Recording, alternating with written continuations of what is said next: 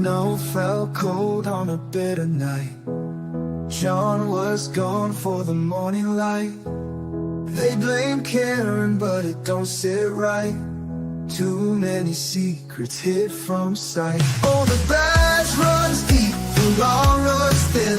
They stack the deck, but truth won't bend. The judge looks away, the truth gets drowned. Ain't no justice in Canton Town.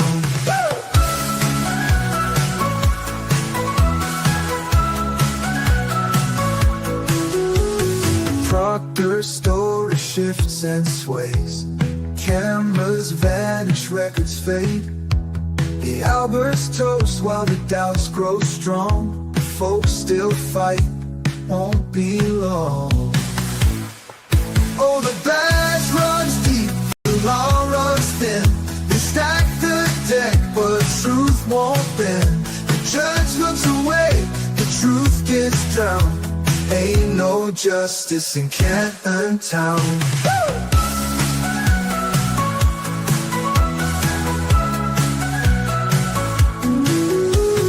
Proctor's story shifts and sways. Cameras vanish, records fade. The Alberts toast while the doubts grow strong. The folks still fight, won't be long.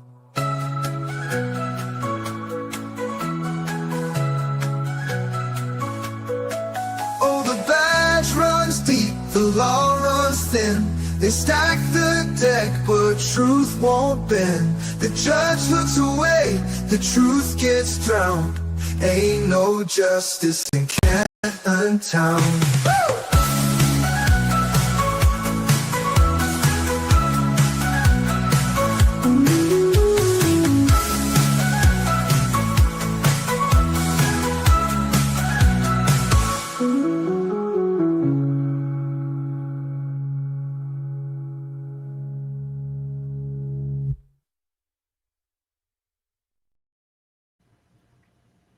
Hello, everybody. Good morning. Good morning. Hi, Jamie. Hey, morning. We are on like day 500.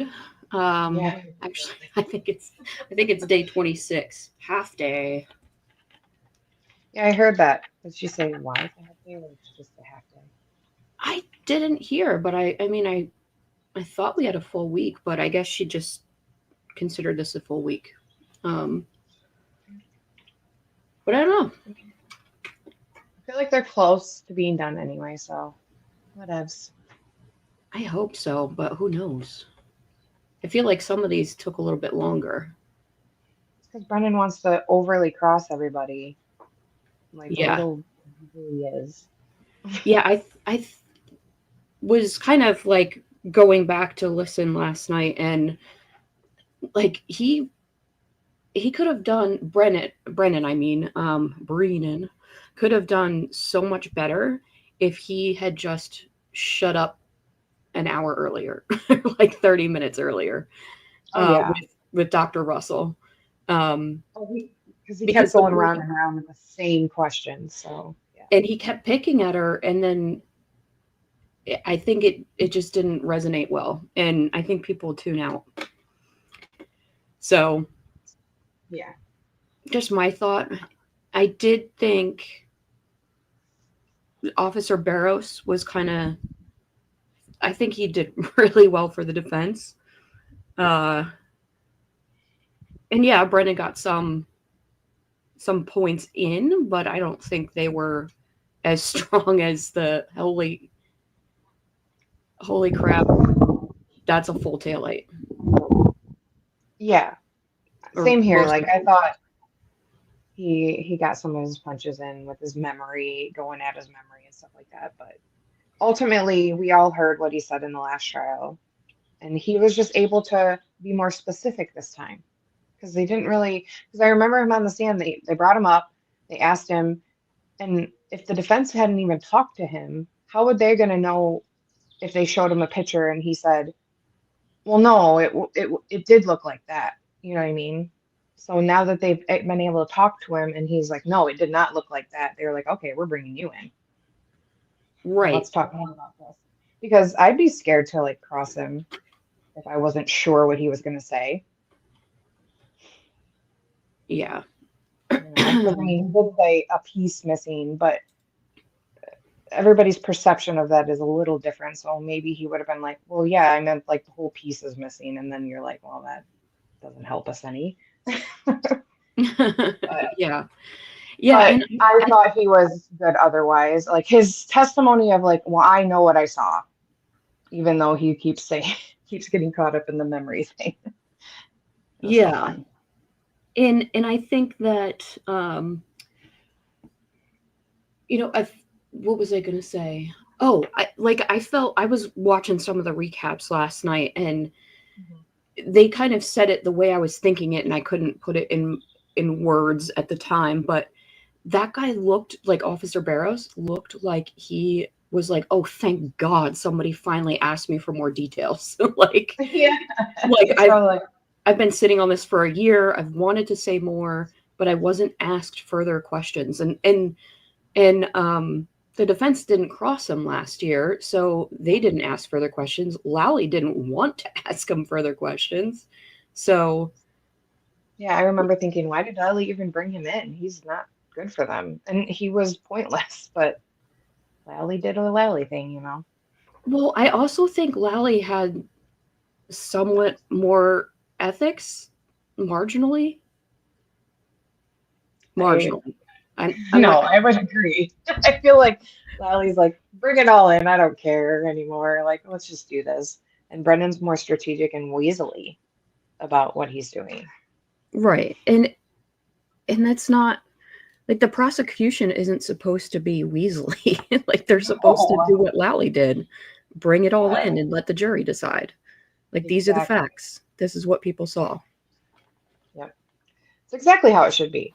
The Commonwealth shouldn't be trying to keep everybody out so that their bad facts don't come in. Yeah. You know, you're supposed to bring all these people in and be like, yeah, we have bad facts, but here's the truth, guys. And that's not what they're doing. That guy basically got on the stand and accused Mass State Police of planting evidence with his testimony. Yeah. Yeah. But did you not get a good chuckle out of the fact that he's like, aren't reports important? Aren't making thorough reports? Oh my God, I was losing my mind. How dare you, Brennan, make accusations against this guy about shoddy police investigation and reporting? He didn't detail his report. I was like, I was losing my mind. I said the audacity out loud. I know. I'm pretty sure that I did comment on it. I was like, oh, really? Throwing stones in glass houses here. No kidding. Oh, no. Lally did hide the videos, but I don't know. See, maybe Lally was good at hiding it, but also I think that Lally found those. They were brought to his attention, the Sallyport videos, and it was like, what the hell? I think he was like ignorant with some things. Like, yeah, I really think he was like, oh, I think he was a stooge. Yeah.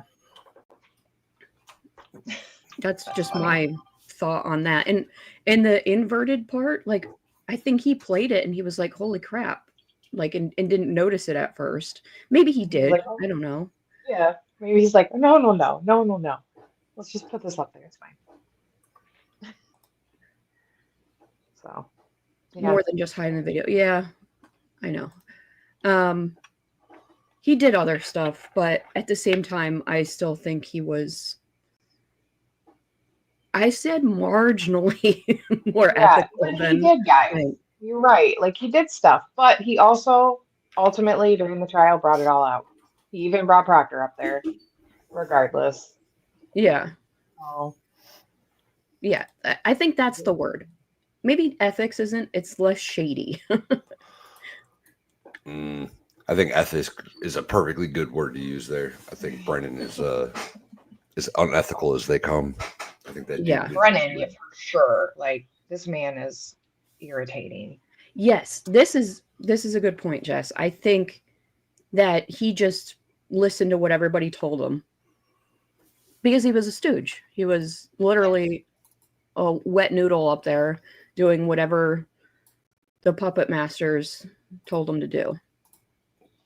I think he gives zero craps about this trial. I feel like he was forced to prosecute it, and he was just like going with emotions. That's how I felt with Lally. Yeah.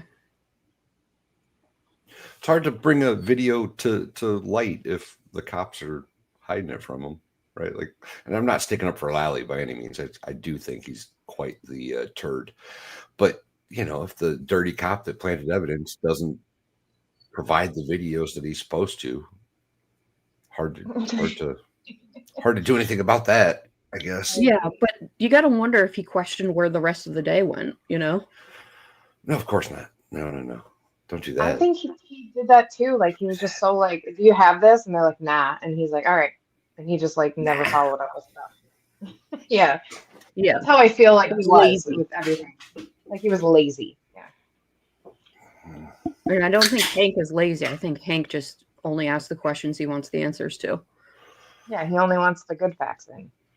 Hank, I think, is the opposite of lazy. I think he's going out of his way to twist and gaslight, and he's putting in more effort than he needs to or should. Yeah. Yeah, exactly. Oh, he knows exactly what he's doing. Mm-hmm. Well, I mean, that could be. Nunya said, rumor is that Alessi told Dr. Russell to ask for the transcript because Hanky was lying about her previous testimonies. Yeah, I mean, I really think that was a nothing burger. Like, and she did what she was supposed to do. She was honest about it. And yeah, it is what it is. But I think they could have, like, if she had testified in other cases, they probably could have saved that by saying, have you ridden with lawyers in other cases when you're out of the area or something like that? And it would have been like, I don't think it was that weird. Yeah, I was kind of listening to some recaps too last night, and a couple of the lawyers said that's not very odd at all. Like usually when out of town people, because usually the Commonwealth will have their people come in if they're out of town, they'll do it, take them in or whatever. So it's not very odd that out of town people. Oh, I'm sure they did. I'm sure they did the exact same thing for Aperture from the guys from Texas and Cali. I'm sure. Well, and also they were experts, not like fact witnesses. Yeah, like if they brought in, I don't know, I don't even know an example. Like if Brennan wrote in with Jen McCabe, I'd have a problem with it. Yeah, that would be shady AF. That would be weird. Yeah. Him writing in with Burgess, I don't think that much of it. I thought it was weird that he wrote that Tully picked him up at the airport only because it's Tully. Why is doesn't Tully work in the involved DA's still? office. Exactly. And I'm like, Tully is shady. Tully is shady. There's so much that we don't know yet, I'm sure, about Tully, because he's just dirty. He's up there, right? He's in that little clique of dirtballs from MSP. Him, Proctor Uri, Chief Berkowitz. They were all dirty. The cat is whapping at fish. He's like batting his paw. He's doing what? He's whapping. Like he's batting his paw at them. Not fapping, whapping. Don't you hear what you want to hear? No, I am going on very little sleep. I can hear whatever I need to, Marissa. Yeah. So StreamYard is having all sorts of issues. I'm trying to move people around, and it says we are currently experiencing issues with swapping of streams. The feature has been temporarily disabled. So I can't move people around. Like our positioning? Yeah. Well, that's strange. Yeah. Money for goat sitters while you're at Dollywood. Thank you, JoJo. Appreciate it. At the moment, Mrs. Valhalla isn't home, so I'm doing double duty right now. Doing the critters and the friends. The critters and the goats. Yeah. Yeah. Do your dogs hang out with you? Or you have one dog or two? I have two dogs. Do they hang out with you in there while you're on stream? Sometimes. Like one's laying right in the doorway of the office right now. There's a dog bed in here that she usually lays on, but yeah, she's on the carpet. Mine are camera shy, apparently. Also, I have them gated downstairs because they bark when I talk. Kick them out. They don't bark. Mine aren't barkers. They don't bark very often. Well, corgis are yappers. I got the same kind of dogs as Jamie. Mine are just not crazy loud like Jamie's. Yeah.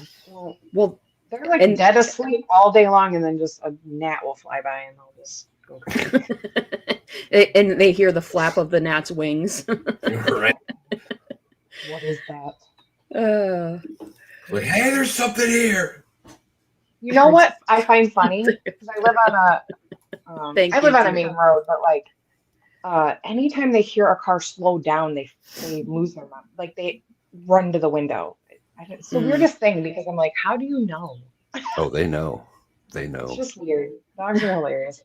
So I'm like, unless it's me or I know someone's coming over, it's not me. But like my neighbors like come, they hear that slow down, they'll just freak out like somebody's here. I don't understand. If the foster room wasn't 2 floors away, I'd have puppies, but it's too much. They don't behave. You have some now, don't you? I don't right now. The last one was adopted pretty quickly, and it was adorable, little wrinkly face, Pibby. And I should have some coming this weekend, I think. Ooh, that's exciting. Yeah, I think it's a litter. You guys, she fosters little pit bulls. It's the cutest thing in the world. I wish I could do it. Do it. I can't. We usually don't. Cats are barely like the dogs that I have now, so. Yeah, that's why we have a separate room and we do puppies, because my corgi she's crazy. My big lab loves the puppies though and teaches them, so he's a good socialization dog. No, I just think that's a great thing that you do. I just can't, like with big dogs, I just don't trust them having a young son around. Mm-hmm. That's fair. Yeah. Corgis are especially very fosters. smart. Yeah, because I don't know their personalities. Puppies, Right. like puppies are puppies. You get the same kind of puppy. You either get a yapper, a biter, or both. Yeah, little puppies ain't gonna hurt anybody. No. And I think I would get nervous doing that because I'd want to keep all of them. And I'd probably don't. have an emotional meltdown when they leave. I'd be on a roller coaster ride of emotions all the time. Oh, Jamie. I volunteered at the animal shelter once, and I was like, I loved it so much, but I also was so heartbroken every day. So, Yeah, that part's hard, but you know, getting a little skinny puppy and fattening that little pot belly up, and then knowing it's going to a good family because you've met them, that's always feels good. Plus, they get so annoying. Like after like a week, a puppy is like, God, get out of my house. I'd agree with that. Getting a new puppy is a headache. Mm-hmm. I haven't done it in a long time, luckily. yeah, At least when you have multiple, they beat on each other. Keep themselves entertained. Yeah. We are still on fan watch down here. Where's Mommy rescues bait dog pit bulls? That's cute. That's probably pretty rough. Coming in all gnarly and Yeah. chewed up.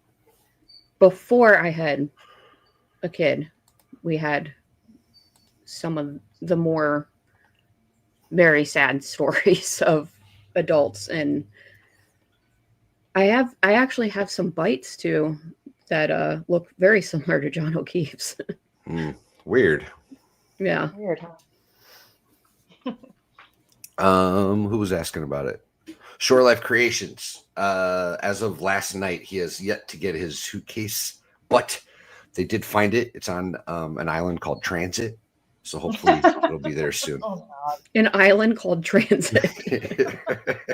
They're not really sure where it is. It's in transit. Hopefully that means it's on its way to Tennessee. That's like my worst fear, like traveling somewhere. Losing my Yeah. luggage. All right, so the jurors are here, ready to go, but I know I told you, Mr. Yannetti, I'd hear you at Sidebar on this, so why don't we come to Sidebar? Well, then why'd you wait so long? Because that's what she does, Jamie. She starts 10 minutes later than she's supposed to, and then she does a 20-minute sidebar, and then she calls the jury in and explains that they're doing great things with the time. Yeah. Yeah. Even though they're probably at least 3 days behind. Mm-hmm. Same. I hate her too. She's pretty annoying. After yesterday, when all right, I knew she wasn't going to go for the mistrial, but letting Brennan continue with that line of questioning, I was like, what? Really? With the That's DNA? insane. I should have been kicked to the curb. That was for sure. Good morning, Miami Terrible. Spice. Hey, Miami. Yeah. Oh, who do we got in the peanut gallery of O'Keefe's today? Doesn't that look like Officer Barrows? It does, actually. It's funny. A little bit. It's not. Now that I'm like looking at the big screen, like, Well, there's no way. But yeah. no, he looks a lot different. No, we have not seen Aaron O'Keefe in a long time. She hasn't been around a whole lot. Once or twice she's popped in, but generally speaking, she hasn't been in court very much. I did notice that I did like that Alan Jackson got to point out Mr. and Mrs. Reed yesterday. Yeah. Let the whole jury know that they're right there supporting their daughter. Yeah. Mm-hmm. What do you say? The handsome man in the yellow tie or gold tie? Yeah. Is that what he said? Yeah. And the pretty lady in the blue. That was really sweet. But at least like, because you know that they're probably sitting there wondering like who's who. Oh yeah. Probably. Yeah. I would be. Like, who's all these people over here and who's over there? They probably don't even know that they're separated by like factions, if you will. They might now. They might by now, I should say. Yeah. That's true. I do have my Microdots Team Read Nice. shirt on today. I dig it. Also a comfy shirt. Oh. I love Doxies are funny. They remind me of corgis, but they're nicer. Less sassy. I should say that. My corgi is really sweet. She's just sass. I used to manage at PetSmart, and one of the dog trainers there had a corgi. It was the smartest damn dog I'd ever seen. That's the problem. Glued to her side 24/7. It would skateboard. It would just sit there and, while everybody else is doing dog training, it would just sit there and judge all the other dogs. Mm-hmm. It's like, you guys suck. That's not how you listen. Skateboarding dog? Yeah. Is that what you said? Okay. You said it so casually, like it's something dogs He used do. to skateboard. The dog used to skateboard. I don't know what else to. It was a cool thing to watch. Oh. He'd just be cruising around. We have like this thing on a stick that it's almost like one of those cat toys that you like flick a feather around, but it's for corgis to like herd stuff. And she goes nuts over that, especially if it's in the yard.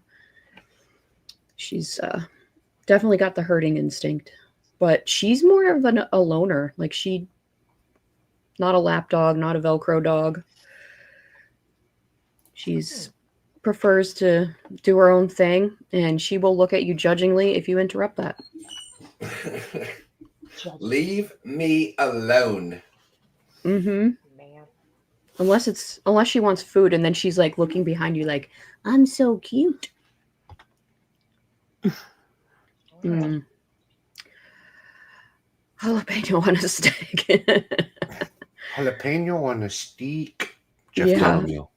I love Jeff Dunham. He's You know fun. what's funny about Jeff Dunham? When I was in elementary school, he was not as popular, but he was doing like schools, like doing like performances for schools, like comedic things, but a lot cleaner. I was gonna say. I actually saw him with Peanut, his little puppet, the first one. Yeah. I saw him with that one, and it was almost like motivational speaking, but it was fun. I can't imagine Ahmed the dead terrorist going over very well in elementary schools. I don't think that one was out yet. When I was in elementary school, anyway. Ahmed the dead terrorist. That was one of my favorite puppets of his. Yeah. Yeah. I haven't seen him since, but it's just funny, like when he got popular and then he got a little less clean on his jokes. Well, he went through like a divorce or something, and after the divorce, all of a sudden he was like, F it, we're going there.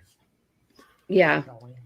He was post 9/11. I think so. 9/11, yeah. Which I was in like 12th grade for or something.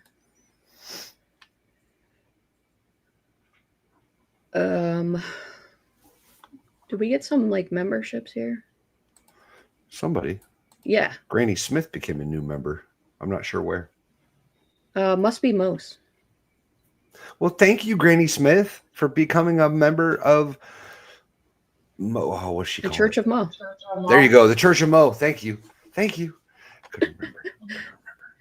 Yeah. Well, yeah, Wolfie said it, so. There we go. She should be on her way here, I think. Yes, she was leaving this morning. Yeah. And her suitcase is with her, so no worries there. She's got one up on Baker. Yeah. Is she driving all by herself? Yep. Yeah. Yeah. Today is apparently a half day, Kelly. Hey, Terpy Buds. How you doing? Yeah, Hoff day, whatever that means. Hoff day. I mean, that could mean 1 o'clock. It could mean 11 o'clock. It could mean noon. Nobody knows. Yeah, nobody knows. I just didn't plan anything. Tomorrow, I will be late coming back or have to end the morning early and come back a little late. My niece is graduating high school. Ooh. And I really have to go to her luncheon thing. So I will not be here at all tomorrow. None of us. Yeah, nobody's going to be here to cover. So just letting everybody, the audience at large know, but we will send a notification out. We'll bring the jurors in. When we're live. Take a few minutes, Tony. Do you want me to step out? Okay. Yeah, get out of here. You're bothering me. What is that from? What's that? Get out of here. You're bothering me. I think it's from The Mask. The Mask? Yeah. Okay. It's just like a random thing. And now my son says it. Get out of here. You're bothering me. Turns out it's actually from Godfather or something. Something horrific. What would be, Zach, what would be your inspirational words for my 17-year-old niece? Careful, buddy. Careful. I will filter it.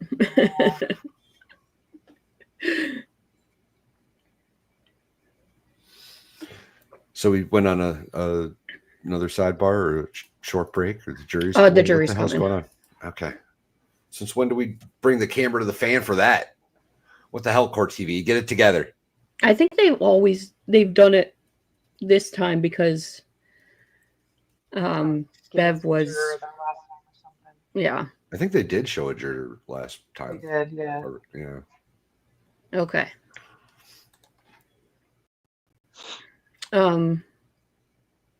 Yeah, they did, but that's because they came in a different door for a sidebar conversation with that juror. It's one that got dismissed. Mm-hmm. Can you believe we haven't lost a juror yet? That is kind of wild. Yeah. I was thinking that's kind of crazy. In this courtroom. Like, I wouldn't expect to lose a juror in any other courtroom, but this one, yeah. Yeah. I wish Beth would leave. Me too. It would be a much better trial without her. Like, can't she get sick and have like Doolin come in or something? I just could only imagine if we had another judge, like the difference this trial would be. I always say, I wish we had Borowski. Borowski, this trial would have been over a long time ago. He would have not had any of the shenanigans. No, none of it. Oh, he would have chewed Brennan's ass yesterday. Oh my gosh. Can you imagine? Like, who would be the best judge? Borowski or? Borowski would be one that I would consider, like, I would consider would be like having none of it. And I can't think of anybody else that would be. I'm sure chat and everybody will think of a bunch of different judges that would be good. So coming in from Jess Machado, I cannot share what I'm hearing in the sidebar, but Yannetti is not happy with what Canoni is saying. She is being dismissive of him at this moment, and he is pushing back. Well, that's typical. Good that he's pushing back. But why can't she? Should be. I'd have shared it. I wonder what it's about. Dang it. I hate not knowing things. Well, there's that I would have motion. shared it, Jess. There's a motion to bring in Michael Easter, so maybe that's it. The cop expert. Yeah. Oh, He's the investigation expert, the guy that would come in and tell the jury how shoddy this investigation was from the beginning. Yeah. Which I can't believe he's not allowed to come in. Like the whole defense is that this was a shit investigation. Why would you not be able to have somebody come in and tell them how shitty the investigation was? The whole remedy for that was like, oh, well, I will give you like broad reach or whatever on cross with the police officers. They only called 2 cops. Yeah. And they were both very like, they would not say that there was any problems with the investigation. That's because they're both dirty. They both probably go to jail for some of their investigative skills. Yeah. That's the whole reason we need an outside source. Somebody who exactly. Hear ye. Just All talk persons about having anything to do before the Honorable Beverly Canoni, the Justice of the Superior Court, holding in Dedham, within and for the County of Norfolk. Draw near, give your attendance, and you shall be heard. God save the Commonwealth of Massachusetts. Mm-hmm. This court is in session. Please be seated. It's an L, not an R, bro. Good morning again, counsel. Good morning again. Good morning, jurors. Good morning. So I do have to ask you those 3 questions. Were you all able to follow my instructions and refrain from discussing this case with anyone since we left yesterday? Everyone said yes or nodded affirmatively. Were you also able to follow the instructions and refrain from doing any independent research or investigation into this? Good morning, plant fan. Everyone said yes or nodded affirmatively. Did anyone happen to see, hear, or read anything about this case since we left yesterday? No, they did. Very nice. Me too. So is there a new witness this morning? Yes. Good morning, Your Honor. Morning. The defense calls Brian Laughlin. Okay. Let's go, Lucky. It said Walkman. Did you see that? No, I missed it. I love Brian closed Walker. captions. Yeah.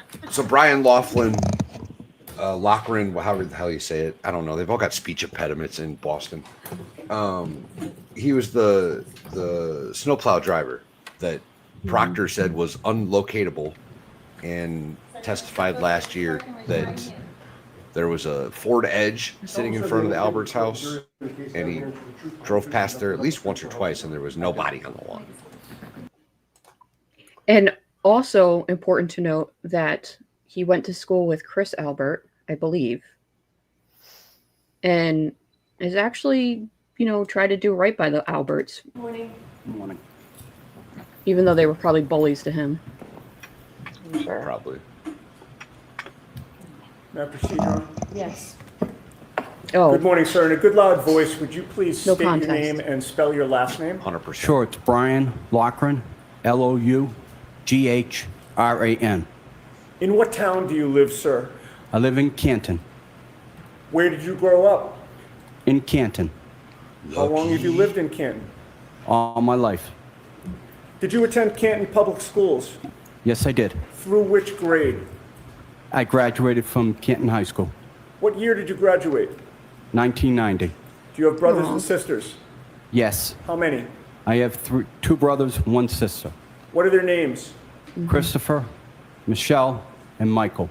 And where do you fit in the order? I fit in between Michelle and Michael. You're the second youngest. Correct. How old is your brother Michael? Michael is 53. What does he do for work?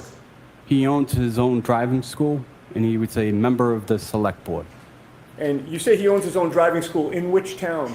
Canton, And you mentioned that he's a member of the select board. For which town? town of Canton. And what is the select board in Canton? It's the governing body for the town. Having grown up in Canton, are you familiar with the Albert brothers? Yes, I am. Which ones? All of them. Can you name them? Brian, Chris, Brendan, Keith, Kevin, and Tim. Of those Albert brothers, whom do you know the best? Chris, How close in age are Chris and you? very close. I believe I'm 2 years older than Chris. How did you become familiar with Chris? I went to elementary school, I went to middle school, and then he graduated from a different high school.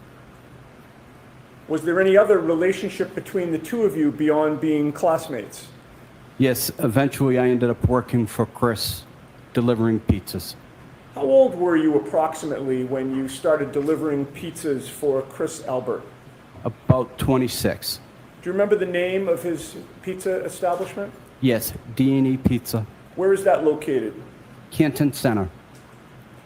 How many years did you deliver pizzas for D&E Pizza and Chris Albert? About 8 years. Prior to January 29th of 2022, were you friendly with Chris Albert? Yes, You previously mentioned that your brother Michael is a town selectman. What political office does Chris Albert hold? Chris Albert is also a select board member.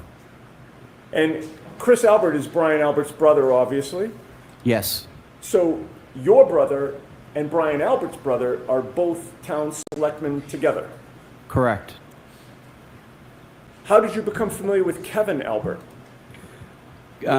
Through D&E Pizza and And I'm interact. sorry, you said through D&E Pizza? Yes. And interactions with the DPW, doing details and stuff. Okay. First, with regard to D&E Pizza, you said there were interactions with Kevin Albert relating to that pizza shop. What type of interactions? He would come in, I'd be, friendly, I'd say hello, or there'd be deliveries to the Alberts residents, and I would, make those deliveries. You mentioned the DPW. I didn't ask you what you did for work, sir. What do you do? I work for the DPW, I work in the Highway Division. And the DPW stands for Department of Public Works? Yes, For which town? town of Canton. And what are your duties, or strike that, around January and late January of 2022, what were your duties for the DPW? I would plow. And how long had you worked, or to this day, how long have you worked for the DPW? 20 years. Now, as a DPW employee, how much contact do you have with the police department? We have varying jobs that require police details. So and we you're would- doing work, and there has to be a police officer there to oversee and direct traffic and things of that nature? Correct. How often have you worked in that capacity with Kevin Albert from the Canton Police Department? About a dozen times. And what was the nature of your relationship with Kevin Albert before January 29th of 2022? Through D&E Pizza, I would, the Alberts usually had family functions on a weekend, and I would make deliveries. Can these last few jurors hear the witness? I just want to make sure everybody can hear. Okay.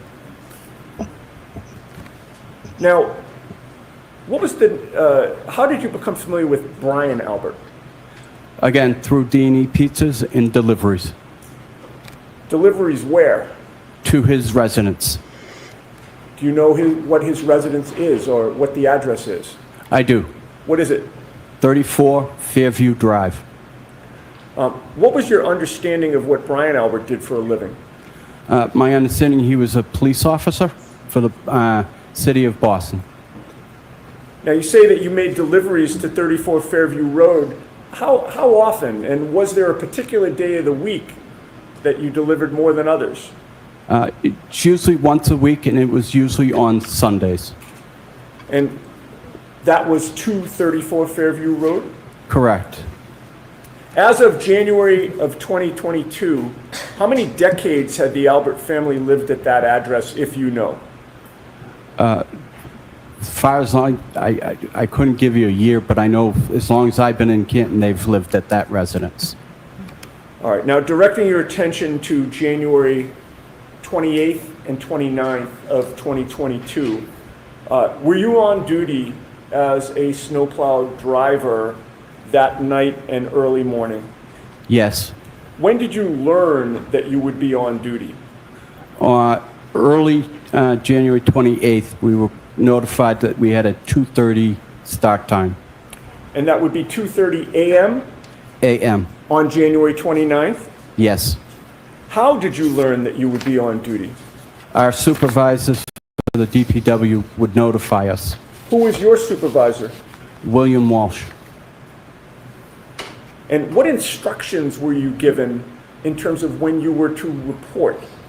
We were to report at 2:30 in the morning and prepare our trucks for plowing.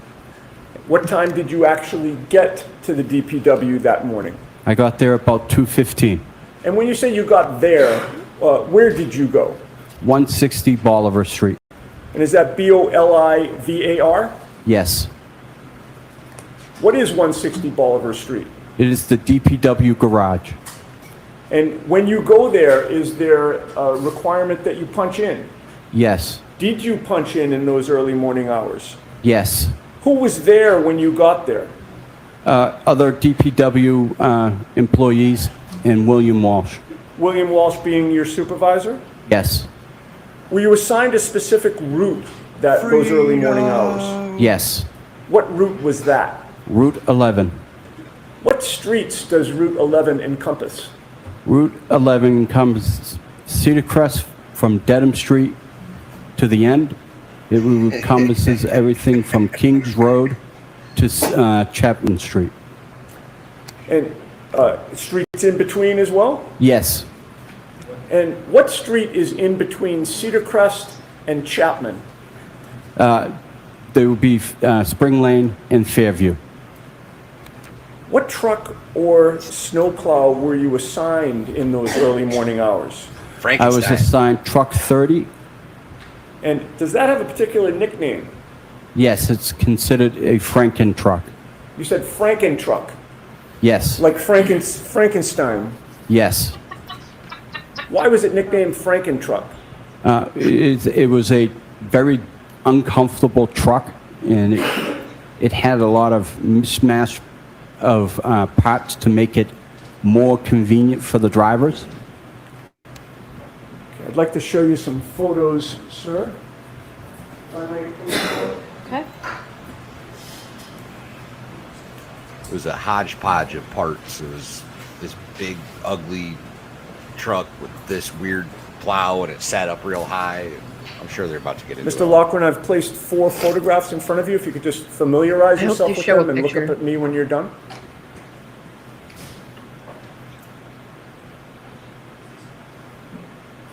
Do you recognize what is depicted in those photos? Yes, I do. And did you take those photos I did. at my request? Yes. What do those photos depict? They depict the inside of truck 30 or Franken truck. And is there one that actually depicts the outside from the front as well? Yes. Do Yes. those photos fairly and accurately depict Franken truck as it looked on or about January 29th of 2022? Yes. I would offer those, Your Honor. I have no objections to any of the photos. All right, thank you. Perhaps they could be marked with the next exhibit number A through D. Yes. And once that's done, you can feel free to publish. Thank you very much. We're about to show the view from way up in Franken truck, I think.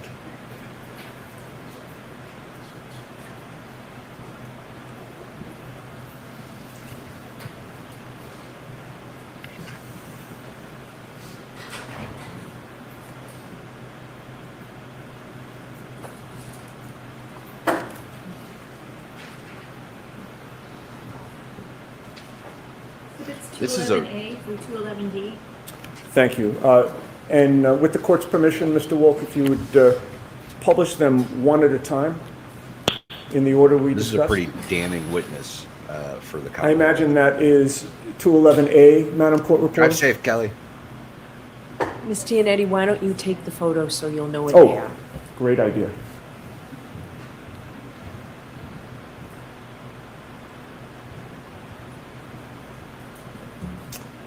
Okay, could you Not my explain turn to watch what it. 211A depicts not on for duty. this jury? That is the front of truck 30, Franken truck. And it's depicting the two mirrors on the right and left side of the fenders. Okay. What about the next one, please, Mr. Wolf? Can you identify, this is 211B, sir. Yes, that's the inside of the Franken truck looking out the windshield. As if you were seated in the driver's seat? Correct. Next photo, please. This is 211C. What does this depict? This is depicting on the range that I would see seated in the front seat, looking out the windshield, and depicting how much I'll be able to see. Okay, and this would be more toward the left side in front of you as you're seated in the driver's seat?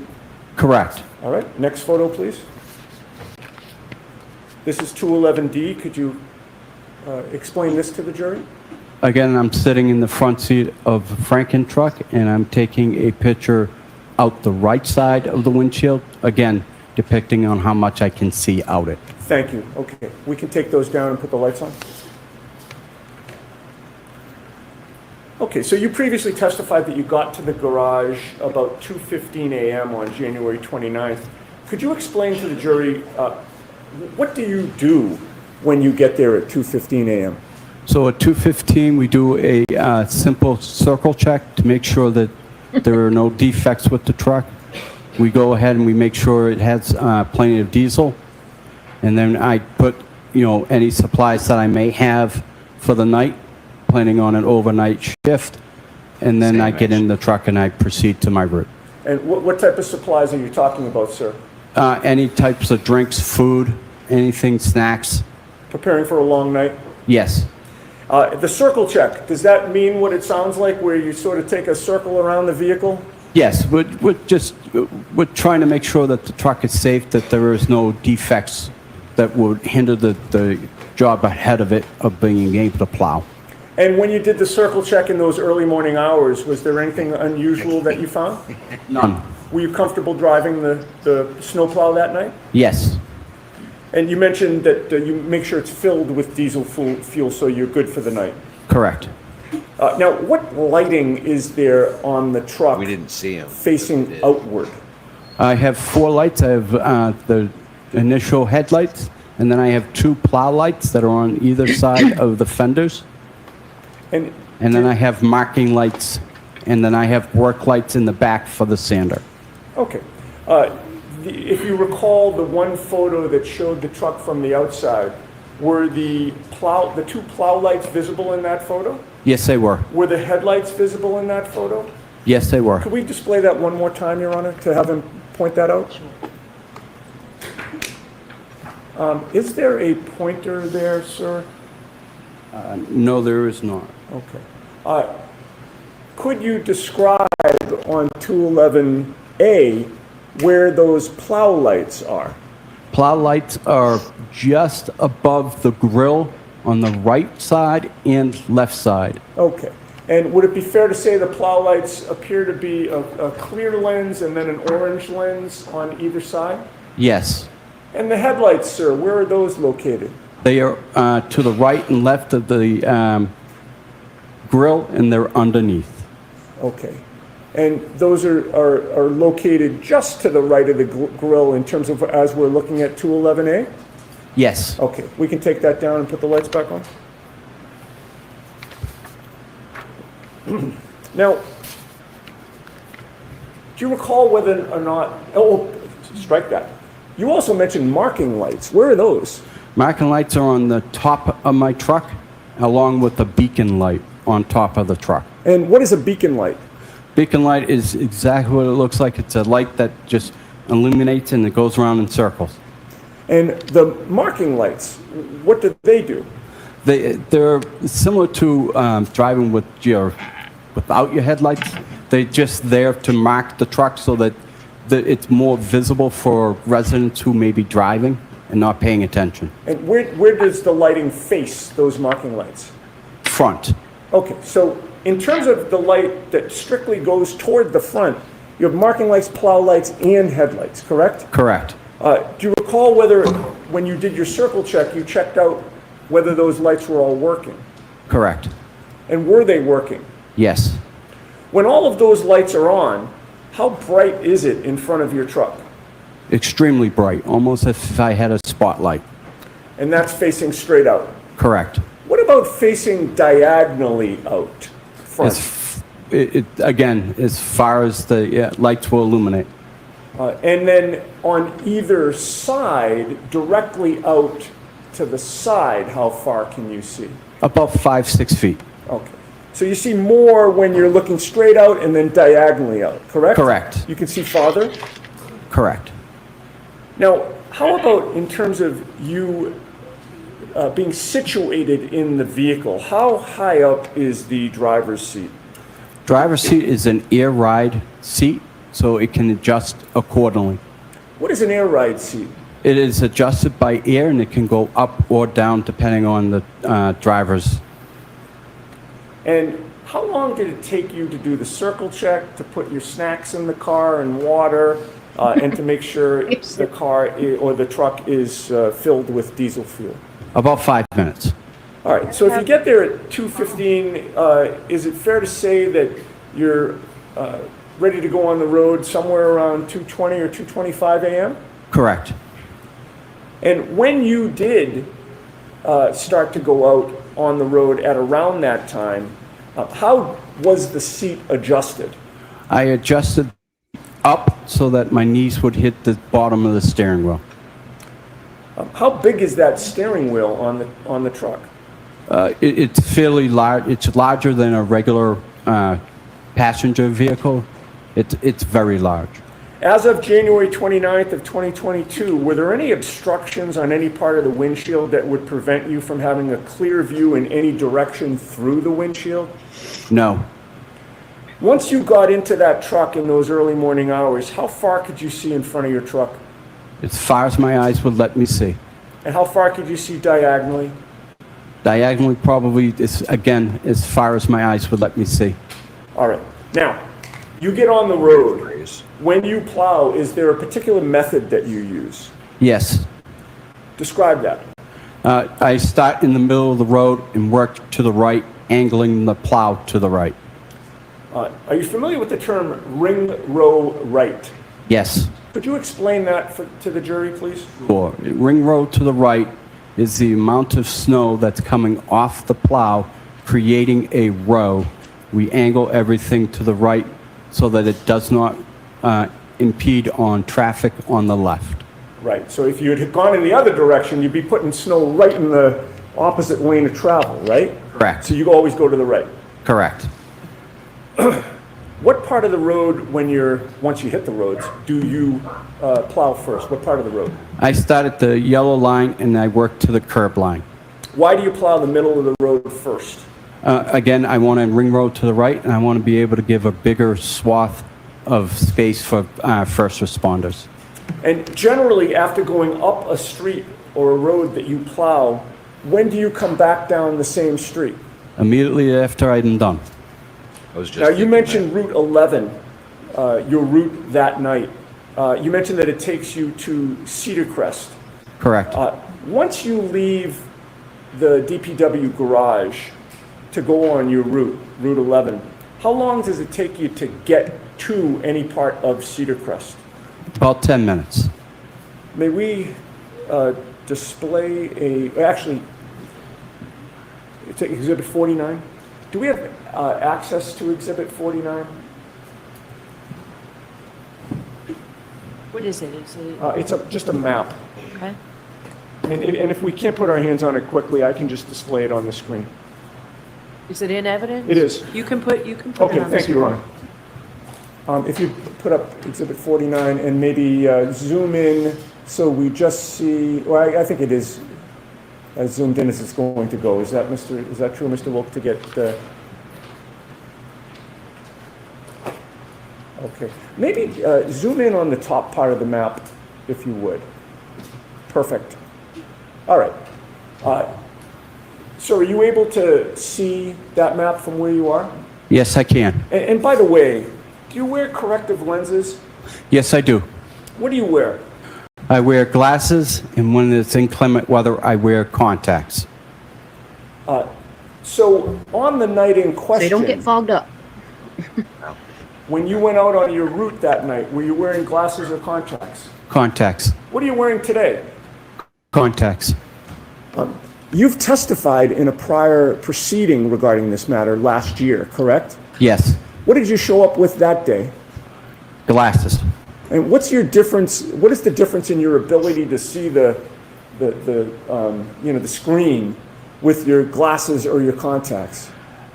My contacts makes things a little bit more brighter, allowing my eyes to see better You have with more the difficulty contacts. seeing distances with your glasses? Correct. All right. Get Any glare. problem seeing that screen here today? None. All right. What does that depict? That depicts my route. Cedar Crest, Dew Lane, Spring Lane, and I'm not able to read the one underneath Spring Lane. Just Certainly it's a portion of your route, correct? yes. All right. Now, you see where it says Cedar Crest, right? Yes. And you see the red dot there? Yes. Does that red dot refresh your memory or orient you, I should say, as to what road that red dot is on? Yes. And what road is that? That would be Fairview. All right. Now, when you hit Cedar Crest Road, are you in that area of Cedar Crest or are you in a different area of Cedar Crest when you first come upon Cedar Crest Road? When I first come on, I'm coming in at the beginning of Cedar Crest, which is at Dedham Street in Cedar Crest. Okay. And how long a road is Cedar Crest before you get to the area of Exhibit 49? I would say that's about a mile and a half. And how long does it take you to plow Cedar Crest before you get to this area on January 29th of 2022? About 10 minutes. All right. How much of that mile and a half or so stretch of road did you plow when you first encountered it? I plowed the entire street. If we could zoom out, please. All right. And when you're driving on Cedar Crest Road, are you driving toward that red, Fairview Road that you've identified? Yep. Coming in from the right portion of the map or the left portion of the map?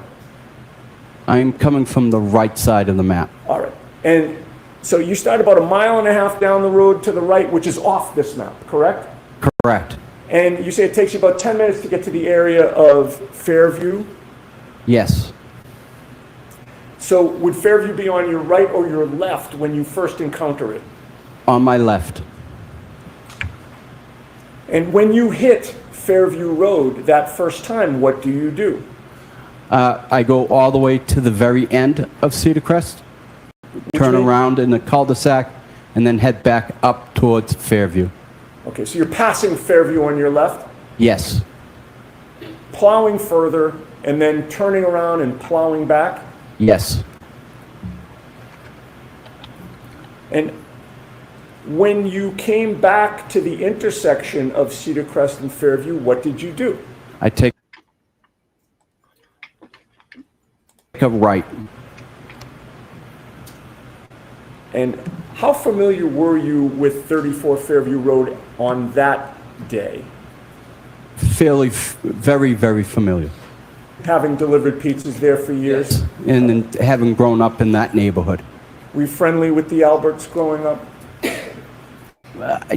Mostly with Chris, but, I was cordial with the boys. All right.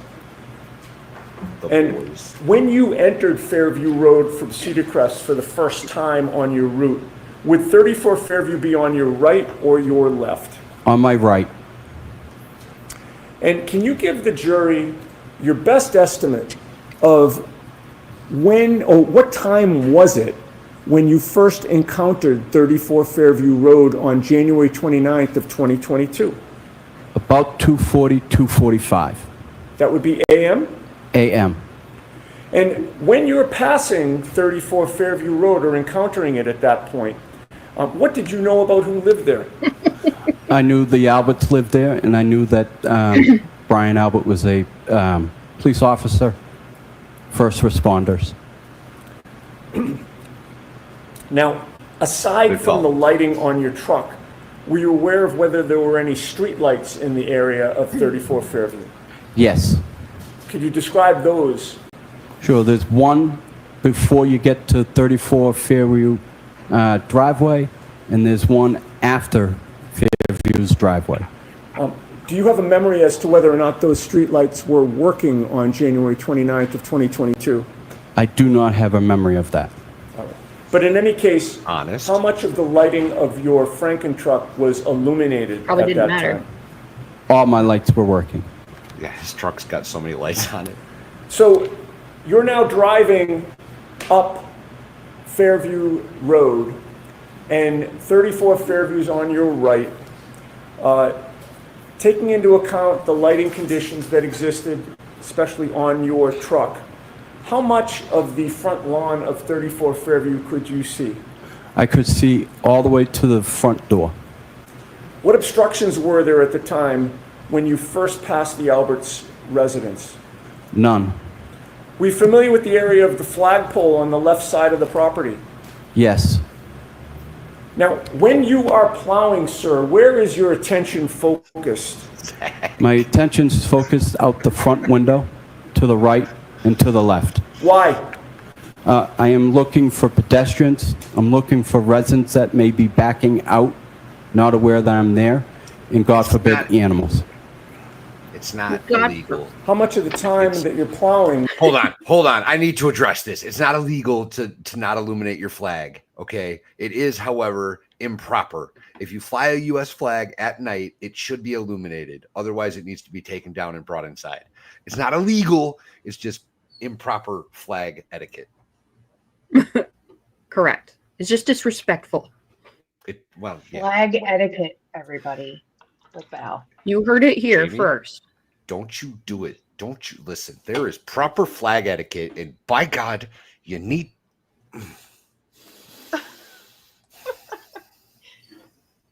He said it again. My favorite. God forbid any animals. He didn't care about the people. Just the Cautious. I love this guy. I'm really going to get mad, and I may have to mute myself when Hanky comes up. I'm just saying. Hank's gross. Looking for residents that may be backing out, not aware that I'm there, and God forbid, animals. How much of the time that you're plowing him. are you scanning the road? All the time. Now, as you were passing 34 Fairview, could you see the area of the flagpole at 2:45 in the morning, sir? Yes. What was on the ground on the Alberts lawn at that point in the area of the flagpole? Nothing.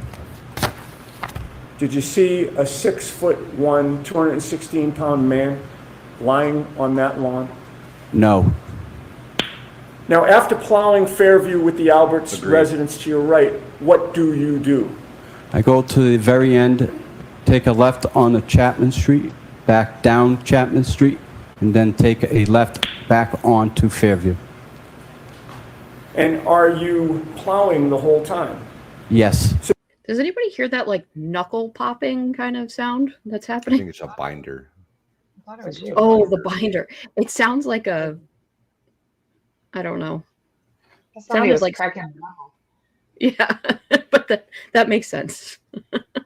You get to, in this diagram, Exhibit 49, we don't have to turn the lights off. I think we can see it.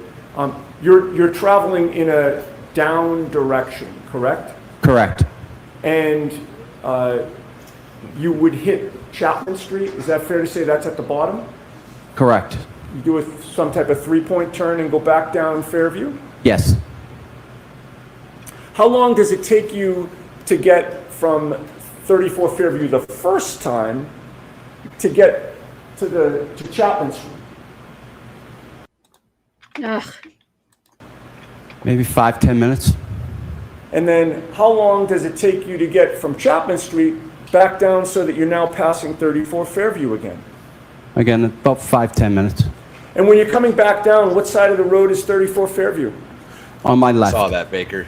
When you pass 34 Fairview at that time, are there any obstructions think it's- preventing you from seeing the front I lawn? don't think it's any None. coincidence that the What was three there any streams that difference in the Marissa's been lighting charge on of your have truck all when got you were coming limited back down? monetization. No.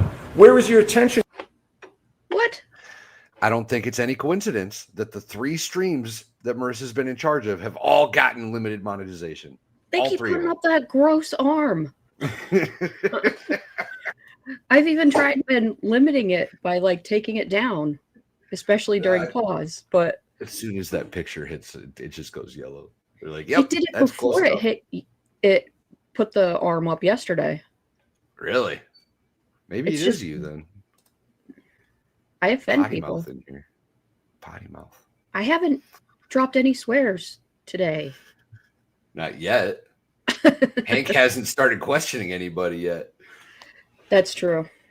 I've been behaving ish. Ish. Focused when you're passing 34 Fairview on your left? Again, out the front, right and left. And how much of that front lawn are you able to see on 34 Fairview when you're coming back down from Chapman? I can see everything. I can see right up to the front door. What did you see on the front lawn of 34 Fairview on January 29th of 2022 when you're making the second pass by 34 Fairview in the area of the flagpole? I saw nothing. All right, now, you've made an up and down pass, sir, correct? Yes. Once you pass 34 Fairview for that first up and down pass, where do you go? I then go do Spring Lane, and I do that top and bottom. And is there a point in time when you come back to the area of Fairview Road? Yes. That second time now that you're coming back, I'm counting the up and down pass as the first time. Okay. You with me? Yep. That second time now that you're coming back, about how long is it after the first time? About 45 minutes. So now it's about what time that you're coming for the second time to this area? 3:30. And when you come back to the area of Fairview Road, the second time, are you on the Cedar Crest side, which is on the top of Exhibit 49, or the Chapman side, which is on the bottom of Exhibit 49? I'm on the Cedar Crest side. And when you approach it from the Cedar Crest side, are you approaching from the same direction that you did for the first time up and down pass, or a different direction? Same direction. All right, so you're now coming down Cedar Crest again, correct? Correct. Fairview's on your left. Yes. Did you take that left or did you do something else? I did not take the left. At that point, I could have taken the left. I can make a decision depending on how much snow there was on the ground. I ended up going all the way to the end as if the first time. All right, and you did your same turnaround in the cul-de-sac? Correct. And now you're approaching the intersection of Cedar Crest and Fairview again, correct? Yes. What do? I take the right onto Fairview. How was the weather at 3:30 in the morning when you're now in that area of Fairview and Cedar Crest? It's snowing fairly hard now. Do you recall how much snow was on the ground at that point? Maybe 2-3 inches. And at about 3:30 in the morning, how far could you see in front of you, again, straight and diagonally in front of you, As far as my eyes would let me see. as a result of the lighting on your truck? Correct. Now, you take the right onto Fairview. Describe for the jury what you see in the road at that point. As I make my right onto Fairview, I notice that there's a vehicle on the right-hand side, roughly in the area of the flagpole, in front of 34 Fairview. Okay. And did you make note of what type of vehicle that was? Yes, What type of vehicle was that? a Ford Edge.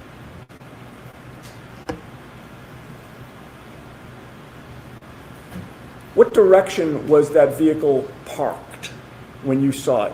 It was parked nose going up Fairview. Toward Chapman? Yes, So you're coming up from behind it? correct. Do you see the rear of that vehicle? Yes, And was it parked adjacent to the Albert property, or was it across the street from the Albert property? adjacent to the Albert family. And how close to... Do you have any opinions on Lucky's tie today? I think he's looking quite dapper, actually. I think so too. I mean, I'm sure it's his funeral suit, and I don't even care. No, hell no. Rock that funeral suit. Yeah, do it. So yeah, we got the vehicle in the Ford Edge, Ford Edge. but he didn't see It's- the Jeep and the plow, which is weird. But this was later, right? Yeah, this is much later. Much later. Like, so they what, should be gone 2 by in the now. morning or something like Yeah.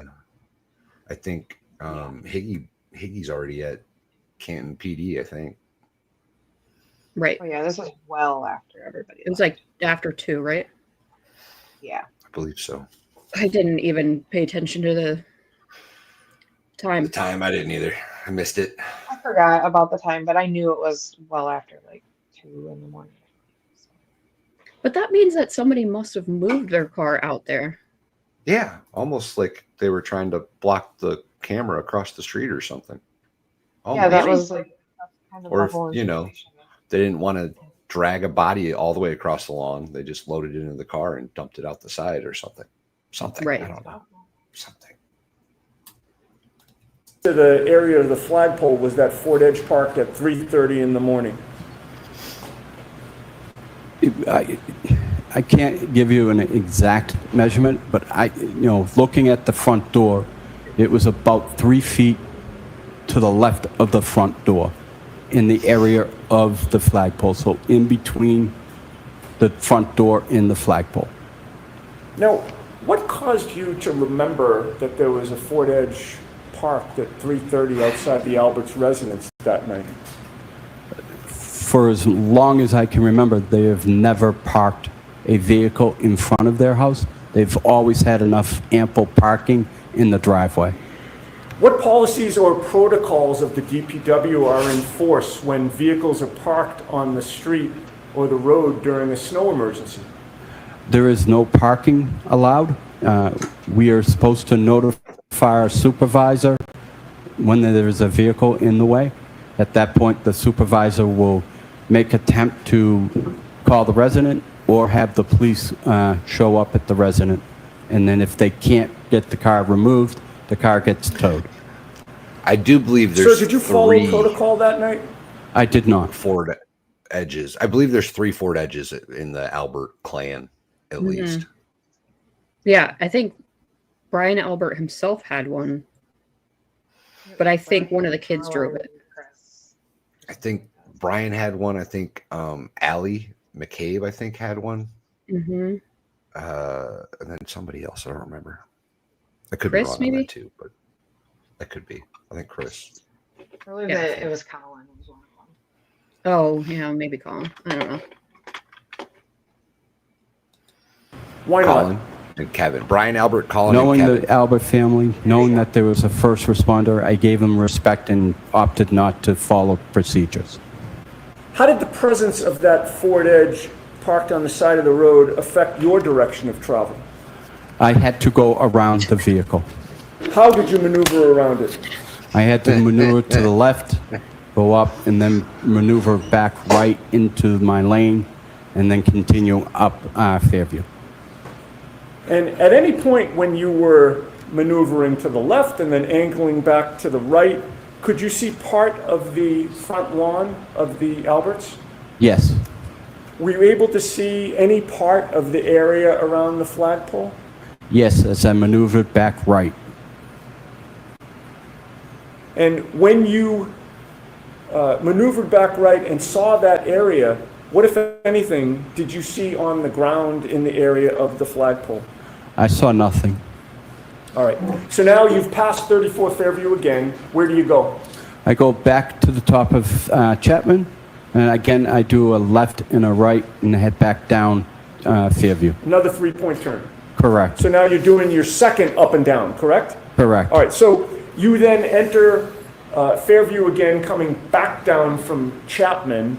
And how long does it take you to get back down to the Damn it. area of 34 Fairview? Again, about What are you 5-10 doing over minutes. there? Now, you are now approaching You're 34 putting the Fairview, and it's on space your bar. right or your left this time. Again, it's on my left. What, if anything, did you see in the road at that Get it point? together, lady. Again, I Jeez. saw the Ford Edge in the road. Now it's on your left side? Yes, Did it appear to be in the identical position as when you came up the street toward Chapman? yes.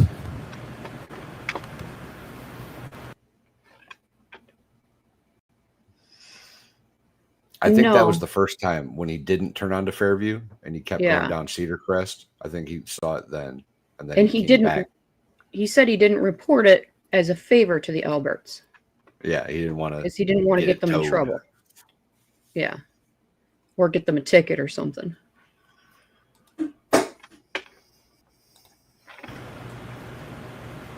How much of the area of the flagpole were you able to see this time as you're coming back down from Chapman? I was able, it was obstructed, so I wasn't able to see as much as the first time, but I was still able to see the flagpole. What did you see on the ground in the area of the flagpole at now 3:35, 3:40 in the morning? I saw nothing. All right, so now you've done your second up and down pass, correct? Correct. Where do you go? I go back out on the Cedar Crest and I continue to do the rest of my route. Now, at this point in time, did you do more of your route or spend more time away than you did between the first and second time? I did more of my route staying away from Fairview. And about how long did it take you before you came back to the area of Fairview Road? About 3 hours. So, what is your best estimate of this third time that you're Right. now approaching Fairview Road? About 6:15 And that'd be AM a.m. on January 29th? Yes. Now, this time when you approached Fairview Road, did you come from the Cedar Crest side or the Chapman side? I came from Chapman Street side. And when you turned, did you turn left or right from Chapman Street to get down to Fairview? I turned right. And once you turned right, did something unusual happen? Yes, I noticed there were blue lights behind me, forcing me to pull over to the side of the road. Did you recognize the vehicles that had, or vehicle? I didn't ask you if there was more than one, but did you recognize what type of vehicle or vehicles there were? Yes, they were police vehicles. Which vehicle was traveling more quickly, the police vehicle or Franken truck? The police vehicles. What were you doing with your snowplow after the police passed you? I continued down Fairview. Coming down Fairview, did you actually lose sight of the police cruiser that had passed Yes, I did. you? How many side streets are there when you're coming down Fairview from Chapman Street? 3. What are they? Wyndham, Old Ridge Hill, and then Carriage Lane. Now, you're now coming down Fairview Road. What did you notice ultimately in front of you in the road? I noticed the police cars had the road blocked off and preventing me from going to Cedar Crest. And with regard to the lighting on those police...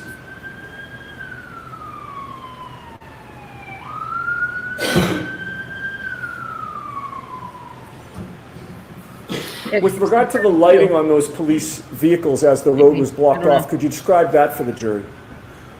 Sure, they had all their blue lights on, and they were parked blocking the road, the entire road. I couldn't get through. How well lit was it in the area where the police were? Very well lit.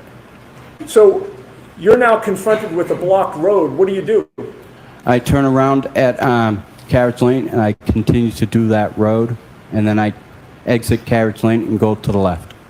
All right, and going to the left would send you back toward Chapman Street, correct? Correct. And once you leave the area of Fairview Road, how long does it take you to come back down to Fairview Road to finish the plowing that you didn't do the first time?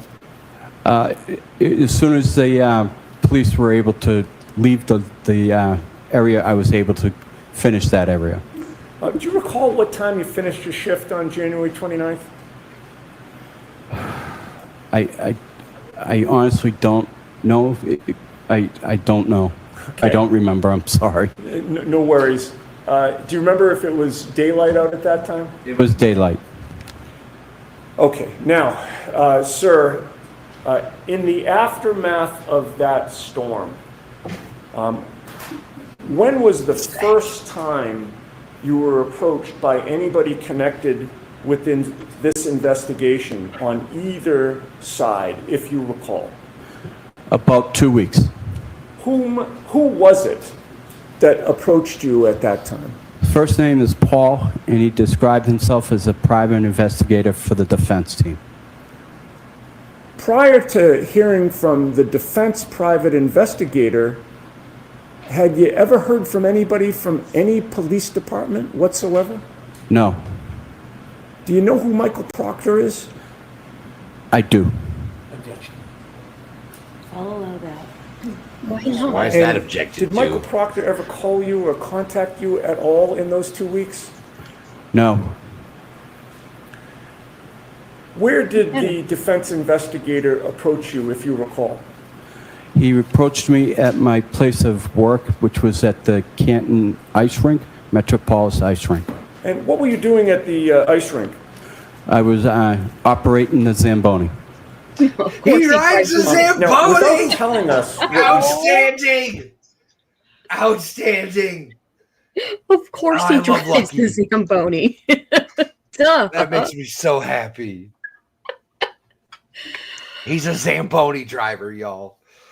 Oh, That was funny. told him, did you speak to the defense investigator? Yes, I did. Oh, And at so somebody asked what a Zamboni was.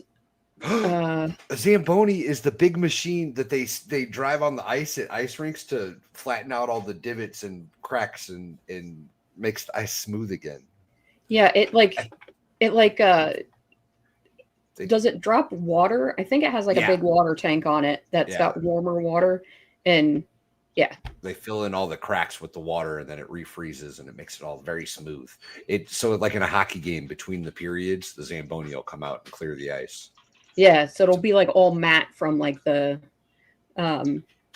skating, and then it comes by and it's like shiny and glossy. It's like amazing. it's like the world's best ASMR. Like just so satisfying. At some point, did you do something with the defense investigator?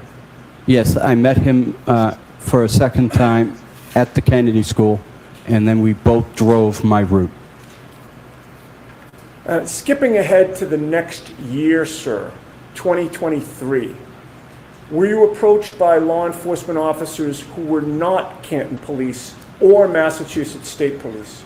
The Yes. FBI. Without telling us what you told them, did you speak to them? Yes.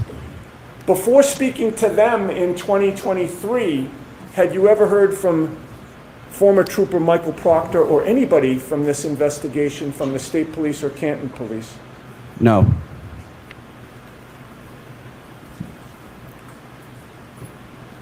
At some point, did you hear from the State Police? Yes. That was after you'd already talked to the defense and to these other law enforcement officers who were not State Police or Canton Police? Yes. I'm disappointed he didn't say agents. Mm-hmm.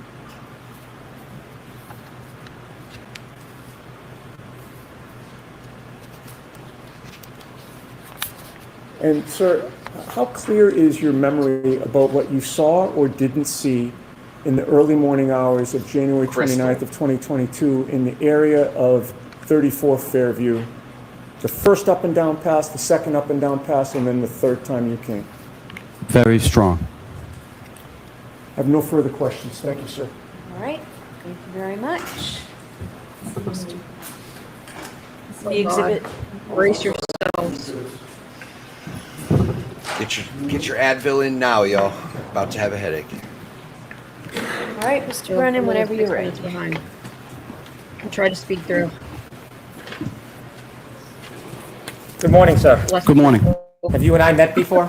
No, sir. This is our first time speaking? Yes, sir. Sir, you say that your memory from that night is very strong. Would it be fair to say that before today, you've talked about this case many times? Yes. You've interviewed with different law enforcement people as well as civilians and attorneys, haven't you? Correct. I have not been one of them. No, you have not. And is it fair to say that when you've recounted that night as far as times and what you saw, many times your memory has changed? Is that fair to say? It has not. You spoke to a private investigator on behalf of the defense shortly after that night? Yes. Was that the first time that you spoke to somebody about what you had seen or not seen? Yes. That is the first time? Yes. Inevitably, over time, you have given statements to at least 4 different people, correct? Correct. And you've testified in court under oath? Correct.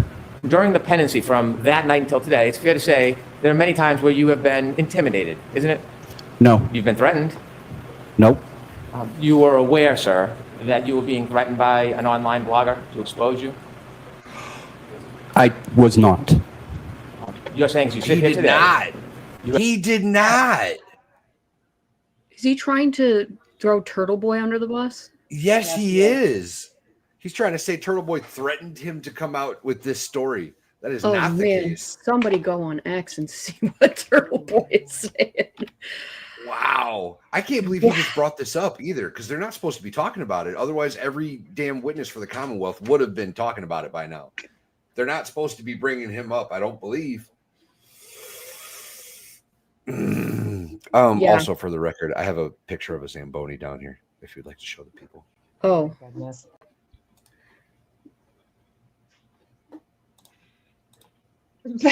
There's a Zamboni. This bud's for Blackhawks. you. Don't you? No. See the guy with the hockey sweater with the thumb up? Yeah. You can also like purchase tickets, or maybe they do a lottery, however the case is, to ride the Zamboni during period breaks in hockey. Nice. It's pretty awesome. All right. Ugh. All right. I'm going to go back a little bit. Yeah, I want to hear this. Aware, sir, that you were being threatened by an online blogger to expose you? I was not. I was not.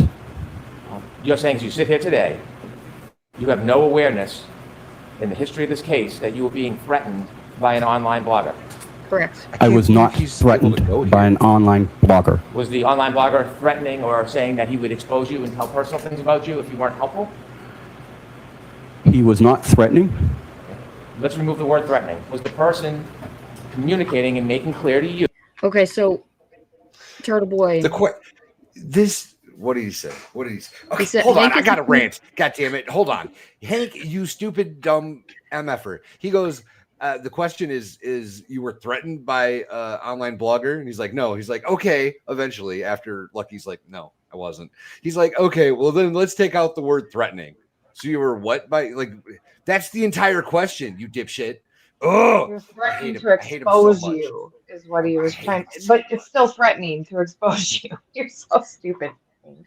Hank is this is what Aiden is saying. Hank is accusing me of threatening Lucky Laughlin and pressuring him to tell the truth about what he saw the morning of January 29th. This opens the door to asking why a blogger spoke with an eyewitness before the state police. 100% does. Also, Jess is in chat. Would that be would there possibly be a defamation claim there? I guess he didn't really say the name specifically yet, but like he's putting Turtle Boy on blast in front of millions of people at this point, right? Claiming that he threatened Lucky. Here's another one. What He said, evidence does he have of that, though? Like, I'm curious. Does he have something? here's more backstory on that. So Aiden also said a minute later, this is the lowest thing Hank Brennan has done thus far. When I first spoke with Lucky Laughlin, his wife had just passed away. He didn't want to speak with me. Months later, I tried again to reach out to him, and he told me the truth. The jury looked disgusted when Lucky said that his wife had recently passed away. So that's coming up. Sorry. Spoiler alert. Spoiler. Yeah. So here we go. At least he set the record straight.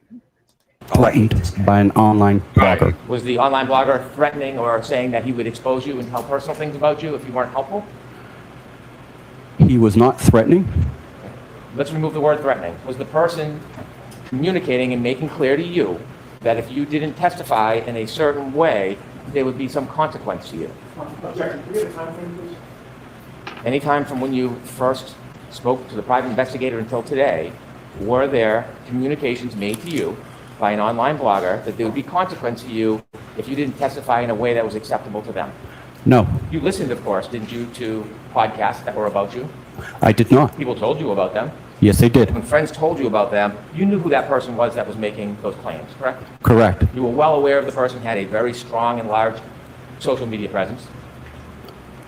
I didn't know how large or what his presence were, but yes, I knew he had a blog. Well, you know now because you follow that blogger now, don't you? I do follow him, yes. You pay for a subscription? I do not. Did you get one for free? I did not. And in following that blogger, you know full well the power that person has to get attention from the community to harass, correct? Yes. And so, So he during the likes pendency him. of this case, not only were He's you not threatening. aware that you were being pressured to testify a certain way, you also knew there'd be consequences if you didn't. Objection. I'm going to allow that. The premise of that question is not accurate. So he can answer it. Shut up, You knew Beth. there was pressure for you to testify a certain way in this case, didn't you? I did not know I was being required to testify a certain way. I was also at the time dealing with the loss of my wife. I was not paying any attention to any social media. Sorry for your loss, but you are aware during the pendency of this case that Oh. there's been pressure on you to testify in a certain way. Isn't that No. fair to say? No, Sir, you received a call from that blogger, didn't you? I did. And during that call, did you know the person was recording you? I did not. You later learned that the person recorded you. I did not. Do you know that your conversations were spread throughout the community online? I was. Sir, some of those communications or inquiries were claims that you would be exposed for personal matters if you didn't testify a certain way, weren't they? No. Inevitably, you've met this person, haven't you? I've seen him. I haven't met him. Have you ever spent time with him? No, I have not. You're still a follower of that blog. I am. When you follow the blog, do you read anything or do you watch it? No, I don't do much anything towards the blogger. As you follow it, you can see there are oftentimes articles about you. No, Haven't you ever been encouraged to do the right thing? no, Haven't you ever been celebrated after you've testified in a way favorable for one Yes. side or the other? yes, And so when you were being celebrated, that certainly took off any pressure that would be consequence, didn't it? Objection. Ask it differently. When you were celebrated for testifying a certain way, did you find that to be encouraging? Objection. I'm going to allow it. I did find it to be encouraging, Did but you, I did not want it. I don't think I deserved it. All I was doing was my job and telling the truth. did you Good enjoy man. the attention that you got? There you go. I did not. Did you pose in photographs with people who support one side or the other? I did. And when you were in those photographs, cares? Are you saying that you didn't enjoy the attention that you were receiving? I did not. Again, I was trying to be polite and trying to avoid any confrontation that may come from something if I said no. Well, did anybody from the district attorney's office ever suggest they would confront you or punish you if you didn't testify a certain way? No. Nobody else did either, turd. How many friends contacted you about what was being said before you testified, the pressure? How many people told you about that? I couldn't tell you. All my friends were telling me. So you were hearing a lot of noise or information from your friend group and community about what was being said about you. Yes. And this was before you testified at the first trial, sir. This was before. Sir, you work hard, don't you? I do. You work many different jobs. I do. You try to be a good citizen. I do. You are not looking for attention. I am not. It was brought to you. It was brought to me. You wish you never had that attention, don't you? Yes. Because you just want to live your life the way you want to live it rather than have people you don't know attacking, criticizing, or intimidating you. I'll allow that. Could you repeat that, please? So would it be fair to say that you simply want to live your life the way you've been living it without outside people attacking or pressuring or threatening you? Yes. Stupid question. I mean, doesn't everybody? Right. On Everybody June wants to live 15, that way. June 5th, 2023, you were contacted by the defense private investigator, weren't you? And you may not know the date. Were you contacted twice by the private investigator? I would need to know what time frame we're looking at. Fair enough. By the way, the blogger that I speak of, do you know if he is friendly or supports one side over the other?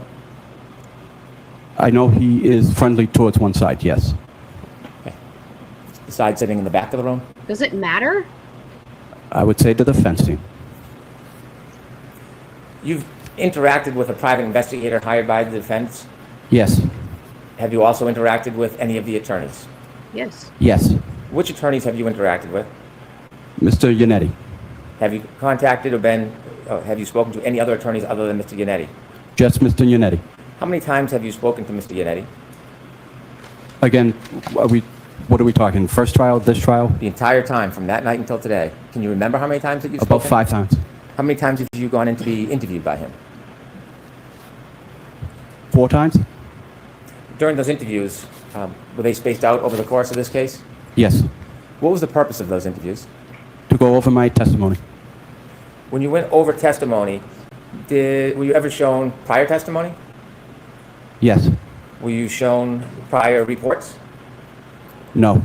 Were you shown a prior investigator's report? Yes. Were you shown a prior report by a law enforcement agency that is not the state police and not Canton? Not by Mr. Yannetti. I saw that first document for the first time during the first trial. When you were discussing your testimony, was there a discussion about the fact that the times that you gave the private investigator were different than the report from that law enforcement agency? Could you repeat that question, please? When you were preparing the trial in those meetings, was it brought up, and did you discuss that there was a difference in your memory, or at least in the reports, between what you told the defense private investigator and what you told that other law enforcement agency? No. Were you aware that there was a difference between the different statements attributed in your memory at the time?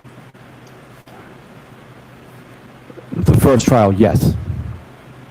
When you were with the defense preparing for trial, did you go over your testimony?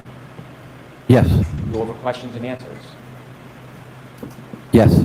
Were you ever subjected to a make-pretend cross-examination about issues that were important in this case? I don't think this No. matters. Were you ever pointed to any particular issues that were important to talk about in this case?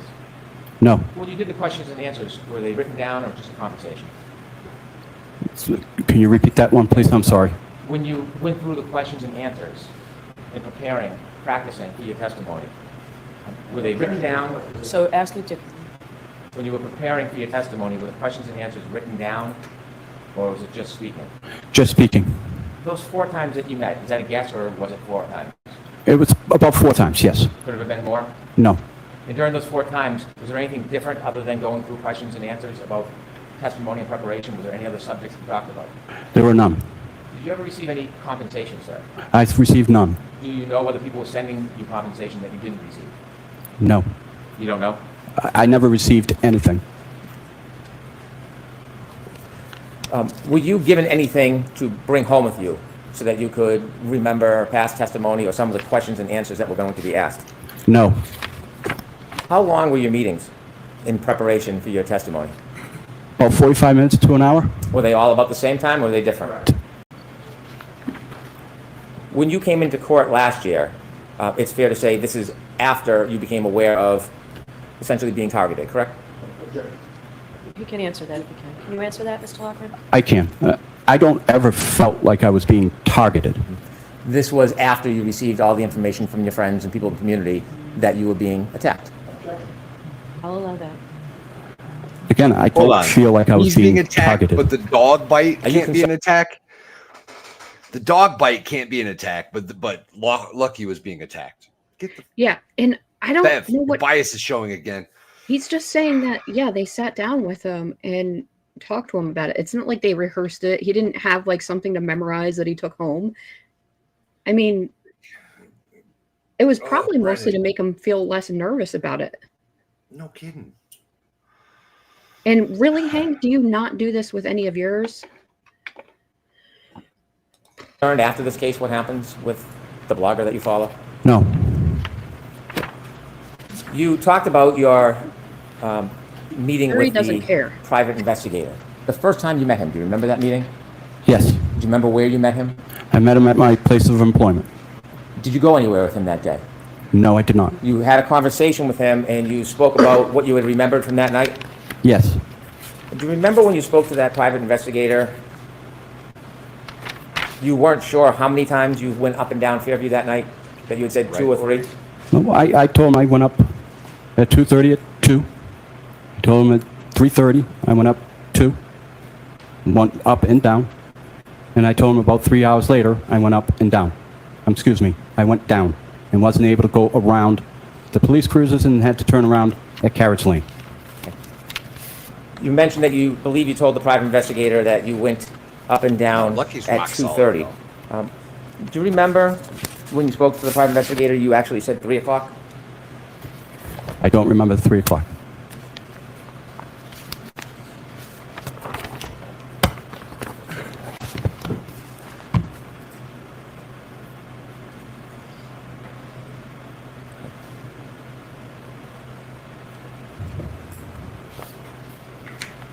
May I approach? Yes.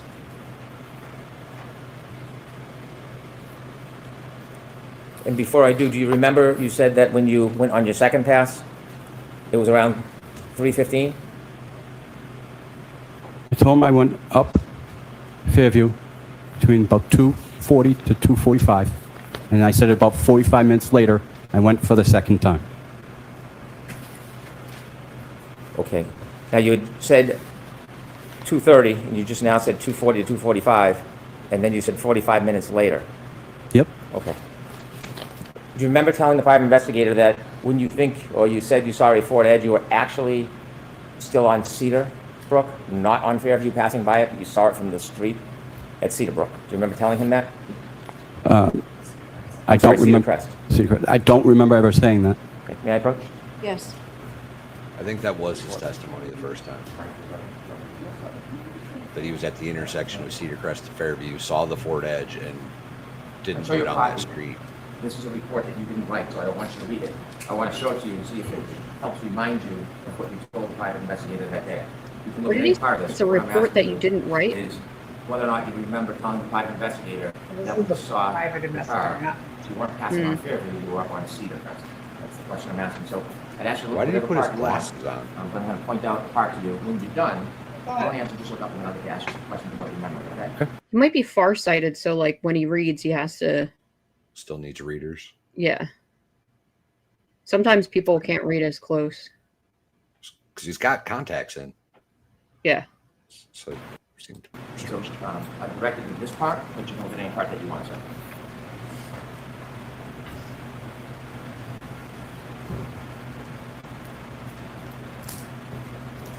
Yeah, Anima.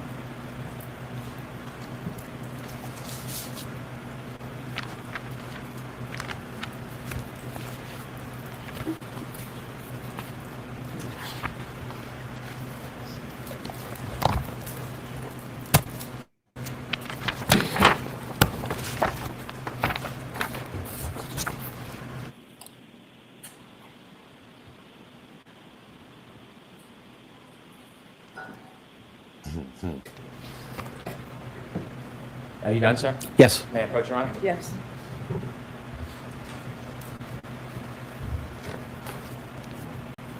This is lucky. So do you now remember when you were speaking to the defense investigator about seeing a car? You said that about 3:30 to 4 a.m. when you were plowing Cedar Crest Road, you looked toward Fairview Road and saw a small SUV parked in front of the house. Remember telling the PI that? I never remember telling him that.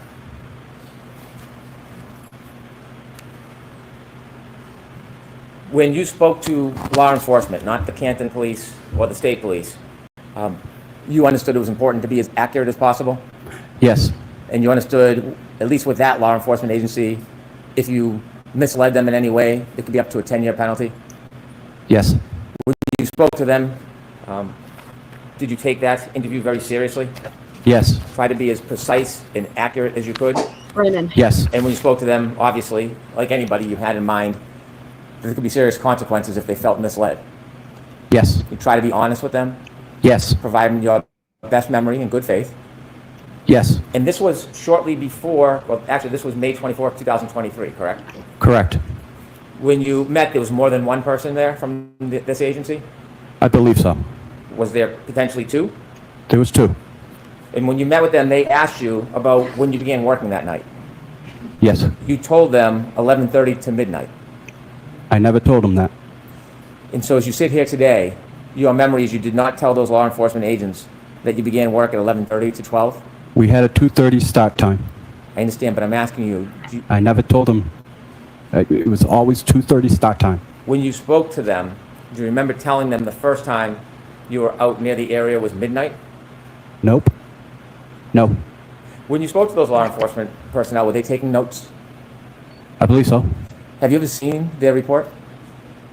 The first trial I did, yes. Who showed you that report? It was shown to me by prosecutor Lally. You think Prosecutor Lally showed you that report? It was shown to me. And do you remember telling those two law enforcement personnel that you believe that there were emergency vehicles, ambulances, or police cars in front of Fairview at 3 to 3:30 a.m.? I do not. Are you saying that you did not say these things to them, or are you saying that that's not your memory? That's not what I said. And so you're saying that's wrong? You're denying Correct. you made those statements? Correct. At the time they say that you told them there was emergency It's getting vehicles mad. there at 3 a.m. That is the same time that you told the PI that you saw the Ford Edge around 3:30 to 4, correct? About 3:30 is when I saw the Ford Edge. It was dark out that night. Have you ever noticed, like, when Lally doesn't get the answer he wants, he goes, like he just says it like Brennan? really quietly? Brennan. Yeah. He is. Oh. Somehow. But he was Was it? denying the Correct. last trial too. Yeah. Like I remember, especially the 12 to 11 to 12 thing. Yeah. That's not what I told him. Yeah. Like, what do you think? They wrote it down verbatim right there? They probably wrote it when they got in the car, and they maybe got it wrong. They might have wrote it down when they talked to the dispatcher guy from the plow service. He might have been like, I don't know, 11, 12, something like that. Yeah. Well, remember we've heard the FBI doesn't do like thorough notes, and they're not sitting there like taking notes and having you read it and make sure it's right and everything. They just like jot stuff down and leave. Yeah.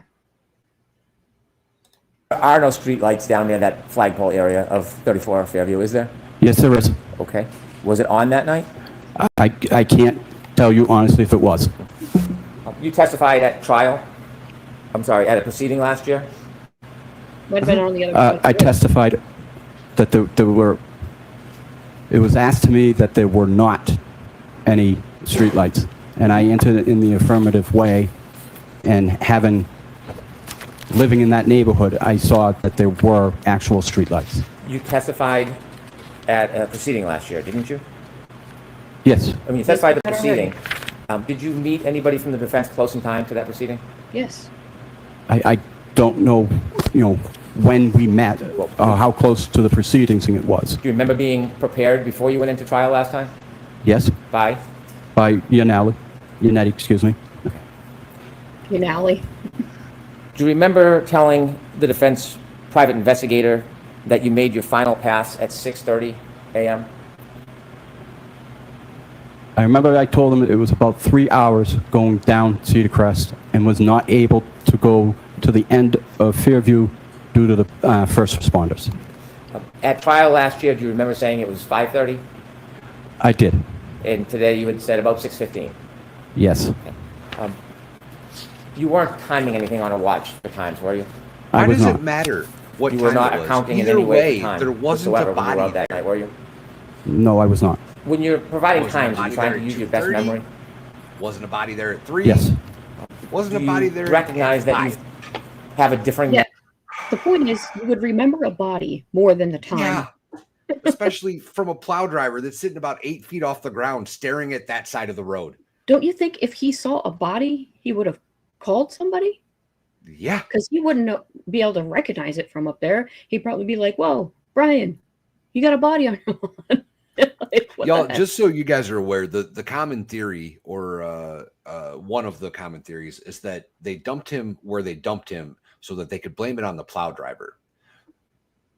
Meaning that had this gone a different way, it would be Lucky on trial right now, not Karen Reed. He probably wouldn't have even gotten a trial. He probably would have had to plead because he doesn't have. I mean, let's be honest. You're driving a Zamboni in a plow truck. You're not making a ton of money. He might have a bunch of money, actually. He might, but I mean, does he Might. have millions? Like, No, he doesn't have did? Karen Reed money.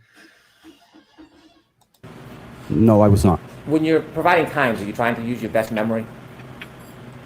Yes, Do you recognize that you have a differing memory on times of what you did that night? no, You talked about your view from the tow truck and that you have a bunch of lights on it. On the tow truck, you had mentioned that your vision to the side was 5 to 6 Tow truck? feet. Tow truck, Brennan? can you rephrase that, please? Yes, of course. You said when you were driving your tow truck, you could see forward and I sideways. didn't drive a tow truck. Okay, I don't want to be, I don't drive a tow truck. My apologies. Nice. My apologies. A snowplow. Thank You you. said you can see forward and sideways. I can see forward, I can see diagonal, and I can see right paying to left. attention, Hank. When you look right to left, you said you could see about 5 feet. Correct. Do the lighting conditions affect how well you can see? No, Does the weather? yes, When you're plowing, are you ever looking at the street in front of you? yes, Are you looking at people's front yards? yes, And so, what did you see as far as the front door of the outer house that night? Was it open or closed? it was closed. Were lights on? I can't answer that for sure. I don't remember if there were lights on. How about the neighbors on the left? Were you looking at their front line? It's not Yes. notable.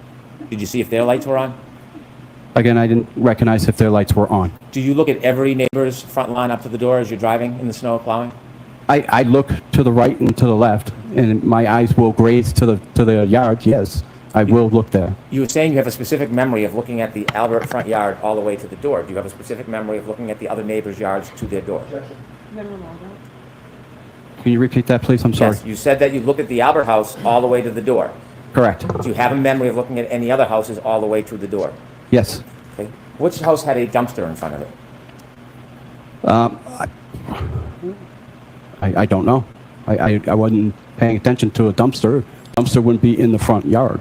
Are you sure on your route there was no dumpsters in anybody's front yard? Could have been then. I can tell you there was a dumpster this week. No. I'm more interested in January 29, 2020. I can't answer to that. I don't remember. A dumpster, a 15 by 20 foot dumpster, that would be bigger than a man's body, wouldn't it? Yes, it would be. But not So you have no notable. really specific memory of the other homes in the neighborhood that night?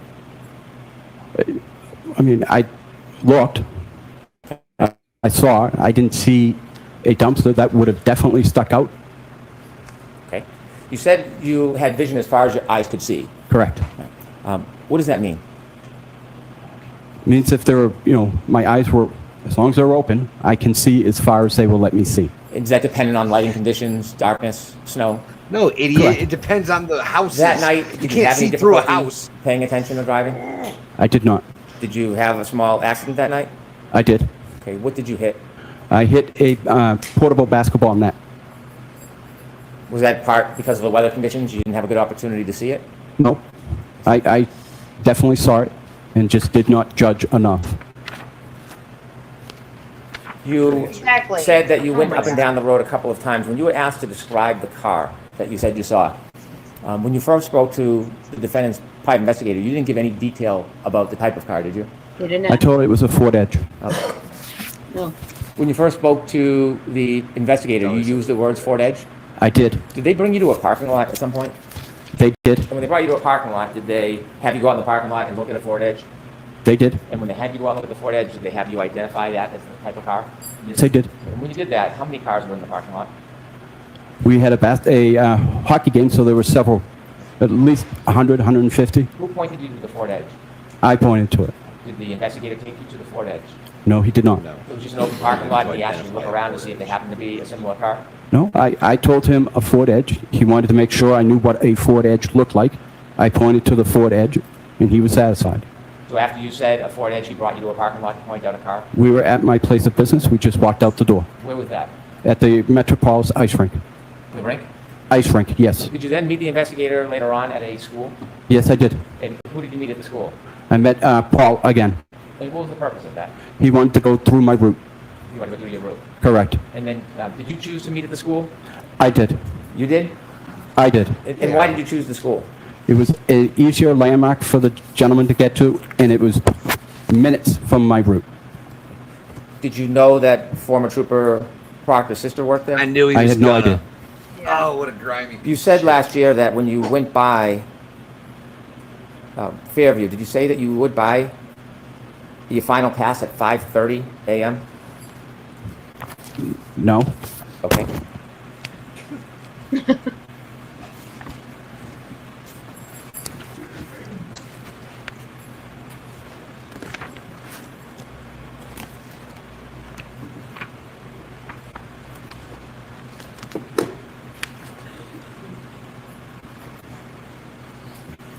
Can I approach? Yes.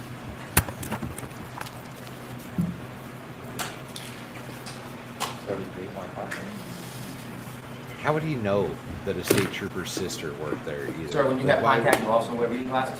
Yes. Yeah. I can't read things up close. Understood. What? This 80 is employees probably at that Trial school? testimony Friday, June. Did he just ask about his eyes? He did. Yeah.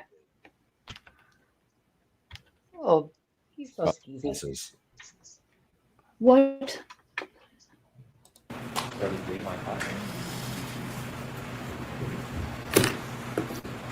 Sir, when you have contact, you also wear reading glasses? Yes. I can't read things up close. Understood. This is trial testimony Friday, testimony from June 21st, 2024. And you were asked,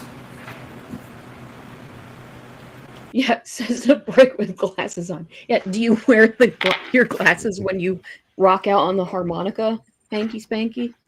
Because I saw that, and you weren't wearing glasses then. did we sound good? I don't know. I had the sound off because we played it here yesterday at the end. I missed that. Yeah, it was like right at the end. Somebody had mentioned that he like went to town on the harmonica, and it was funny to watch. Somebody send me that link, please. do you recall what time it was that you wound up back on Fairview? You said, I don't honestly recall what specific time. Yes? Yes. And then you were asked, sure. Approximately, if it was 3:15 to 3:30 that second time, what would be your best estimate of the time when you came back? And what did you say? Say about 5:30.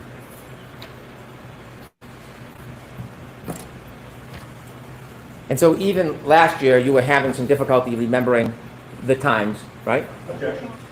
Were you having difficulty last year remembering the times that you were on Fairview? No. When you said you were on Fairview last year at 5:30, you didn't see anything on the Albert front lawn at 5:30 a.m.? I wasn't on Fairview at 5:30 a.m. Okay. Were you asked last year about your travels on Fairview? Yes, Okay. When you asked about, do you recall it was time you wound up on Fairview, and you said you didn't remember. Do you remember that testimony? I do. And is that true testimony? Yes, it is. Okay, so you had some difficulties in your memory of when you were on Fairview when you testified last year. Isn't that fair to say? No, it's not fair. And then you were asked approximately, if it was 3:15 to 3:30 the second time, what time did you come back? And I said, if I were to guess, I said 45 minutes later. Did you say, I would say, if I had to say, it would have been 5:30 up Fairview? That time was incorrect. It was 6:15. I couldn't go down any further due to the police presence. So your testimony last year, you understandably made a mistake about the time, correct? I did. And it's true, isn't it, that you really have somewhat foggy memory about the times? It is not. No. That time of 5:30 is very different than the time you told the agents when you met them, I'm sorry, the law enforcement Agents? officials that weren't from Canton or the state police. That was very different than when you told them 3 to 3:30. Very different. And it's different than the 3:30 to 4 timeline that you gave the defense private investigator the first time you spoke to them. Correct? Correct. And it's different than what you told the jury today, that it was 6:15. It's different, but it's not.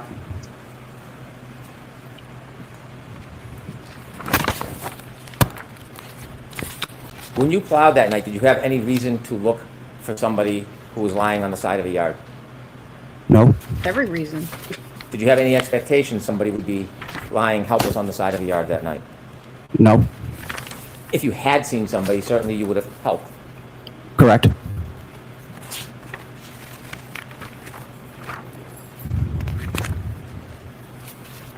When you said that, when the private investigator asked you where you were when you said you saw the Ford Edge, are you saying that you didn't tell the private investigator that you were on Cedar? I don't remember telling him I was on Cedar Crest. I do remember telling him that I had turned onto Fairview and saw the vehicle. Cedar Crest in a storm at night is quite a distance from the flagpole at Fairview, isn't it? No. About 300 feet? Roughly. Difficult to see under those conditions? No. No. Could we have Exhibit 71, Stream 0, at about 6:17 a.m., please? 6:17 a.m. How is this relevant to 2:30 when it wasn't snowing nearly as much? Yeah, like this is so stupid. Like you would remember a body. A dumpster is a little bit more common than a body. Stop it there. Give me a break. Okay, you see that street light? I do. Okay. At the end of that road, past the street light, is Cedar Crest, correct? Correct. Is that a fair depiction of But it doesn't the have elements his that night around truck. that time? Yes. And in this Giant case, there's further lights. illumination with the car that's Higher up. facing us? Correct. That wasn't there, was it? Correct. You said after you saw law enforcement, did you come down Fairview after you saw law enforcement? I was on Fairview already when I saw the law enforcement. Did you drive by Cedar Crest again to go back and forth and watch what was going on, or did you go on your route? I went on my route, which included Cedar Crest. Did you keep driving by because you wanted to watch, or did you just leave and do your regular route? I went and did my regular route. Could I have 6:19, Wanted to 27, please? watch. And could you Like- play it? This is totally unfair because his truck would be higher up. It has like a bajillion lights on it, and he Do they probably have like could a see plow? it. Sorry. Do they have like the plow truck driving up Cedar Crest or something? Is that what That's this I is was all about? wondering. I don't know, but he's just trying to say like a police cruiser that is sitting low to the ground and has less lights can't see past that past that light pole. Who cares? Shut up.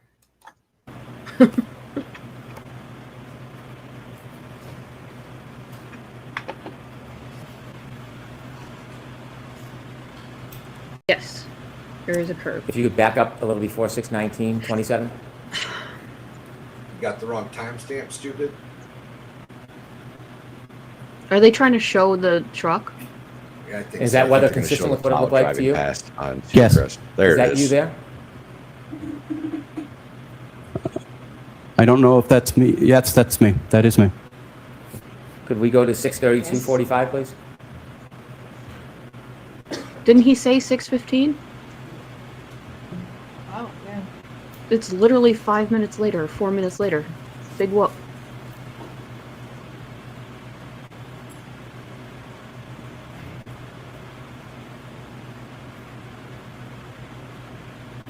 Is that you again?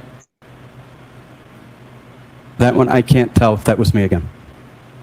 Could we go to 6:35, 14, please? He said he went by a few times, right? Yeah, he's an idiot. Is that This is you? all nonsensical.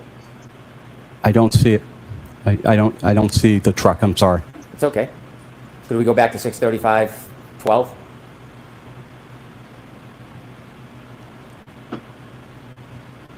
That looks like to be a pickup truck. That does not look like Didn't my have truck. a beacon light. 6:37, 45, please? He's just every vehicle that passes, he's going to try to claim his luckies. Isn't this house lights on? Sure looks like That's you it. again, right? Again, I can't tell you for sure if that was me. Those were not your red and orange lights consistent with the earlier ones that went by? What I saw the first time was the reflecting tape off the body of my truck. We go to I have 7. a plow guy that is a contractor that we work tandem together. And was he out there that night as well, going by Fairview? Correct. Okay. Did you ever tell the private investigator about him? Yes, I did. 7 o'clock, 22 seconds, please. Did you ever question him, prosecution team?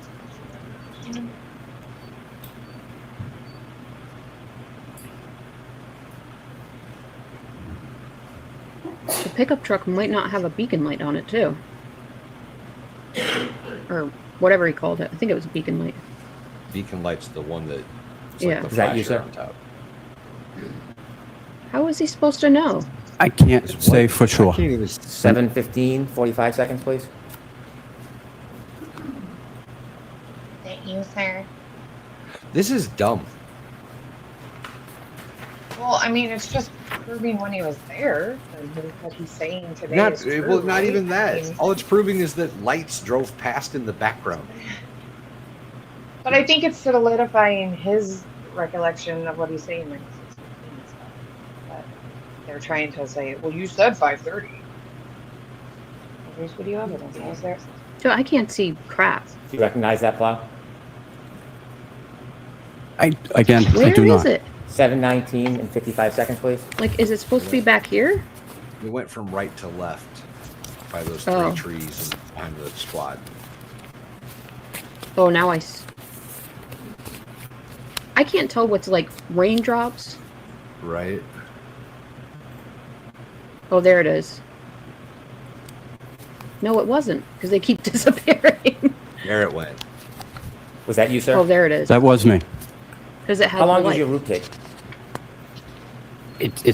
It's hard to say. I mean, as long as Here. it's only can. It's that.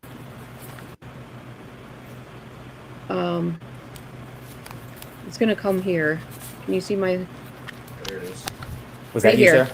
That was me. How long does your route take? It was like a blip. It's hard to say.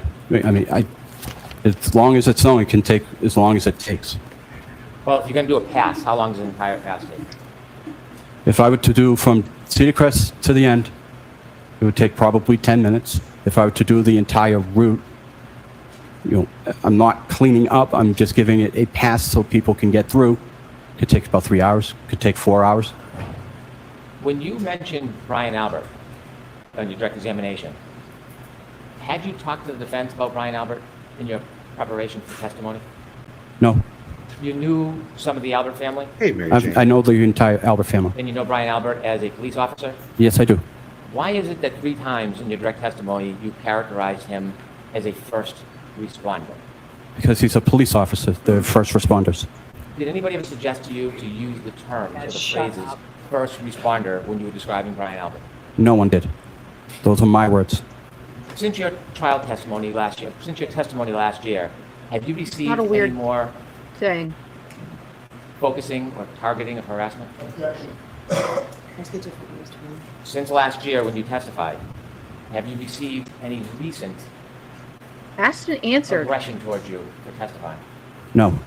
Have you had any further focus or problems? No. I have no further. Very briefly, sir. Good. You were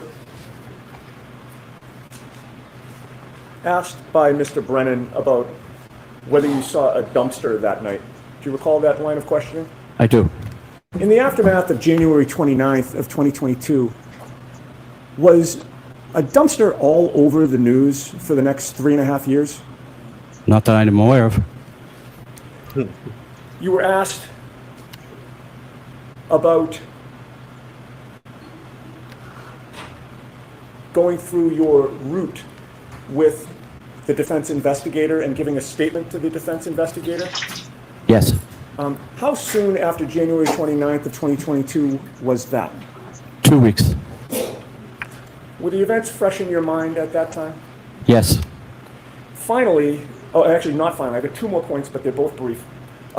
You had mentioned that that night you actually misjudged and hit a net. Yes. Can you describe the basketball apparatus that, and I'm going to ask you what part of it you hit, but describe what that looks like. It's got a base with wheels on it. It's portable, so you can move it in and out. And it's got the basketball frame, and it's got the backboard and then rim. Okay. So this is not a pole that was cemented into the ground. Correct. But perhaps we're all familiar with it, the black base that maybe you put sandbags on, Correct. that type of thing to keep it in place, but it does have wheels? Correct. All right. And you mentioned the net. The net is the rope netting that comes down, correct? Correct. There's also a hoop that keeps the net in place? Yes. And the pole? Correct. And the base? Correct. Of all those things, what part did your Franken truck actually catch? It caught the net in the little bit part of the frame, of the frame where the net was. Something that you saw from the beginning, you just misjudged the distance. Correct. Now, finally, with regard to the 5:30 testimony that you gave last year, Yes. did you also testify that the last pass that you tried to make when the police were blocking the scene was about 3 hours after that 3:30 second up and down? Yes. So why is it last year that you testified that it was 3 hours later, but you came up with the time of 5:30 as the final time? As he's asking me these questions, I'm trying to do the math in my head. I'm sorry, math is not my strong suit. What time was it when you made that final pass, sir? 6:15, 6:30. I have nothing further. Eat that, Hank Spence. You mentioned you're trying to do the math in your head. There is no reason why you would specifically remember certain times on each pass other than trying to remember and give an accounting, right? Could you rephrase that, please? Sure. You don't have your watch out on a certain schedule that you have to pass a certain street at a certain time. Correct. You weren't marking your times to some event when you were driving up and down the street that night, were you? No. So you're trying to go back with your memory and piece it together the best you can. Correct. And that's why you're giving estimates, yes? Correct. When you spoke to those law enforcement officials, not Canton, not state police, and you said at 3 o'clock you saw first responder vehicles, that was based on your memory, wasn't it? Yes. It was based on your memory. Not at 3:30. Right. Do you know that there was a car similar to a Ford Edge in front of 34 Fairview around 6 a.m. that morning? I wasn't able to get in front of Fairview Drive, 34 Fairview, at 6 o'clock in the morning. Have you ever met Kerry Roberts before? I have not. Counsel just asked you if there was a lot of media about this case, and you said that there was. She doesn't He have. just asked you a question about whether Ford there was a Edge. lot of attention on this case. Objection. Did he just talk to you It was about like everything an that happened Explorer after or this case, something. all the attention on It was this? bigger. Objection. Remember his question about all the attention after this case? He asked specifically a question about the dumpsters. And he said that wasn't subject to a lot of attention, was it? Correct. Right. But this case was. The case itself, yes. The people involved in this case were subject to a lot of attention. Correct. And you spoke to the defense investigator after this case, as far as attention is concerned. You remember speaking to the investigator on June 5th, 2023. Yes. And do you know, coincidentally, that is the day that the blogger put out the articles on you, accusing you of not doing the right thing? May I approach? Yes.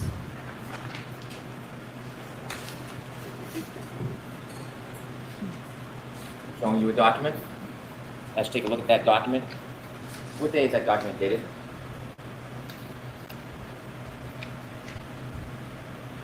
June 5th, 2023. Without reading it, that document talks about you. Correct. And your friends and people in the community talked to you about this article, didn't they?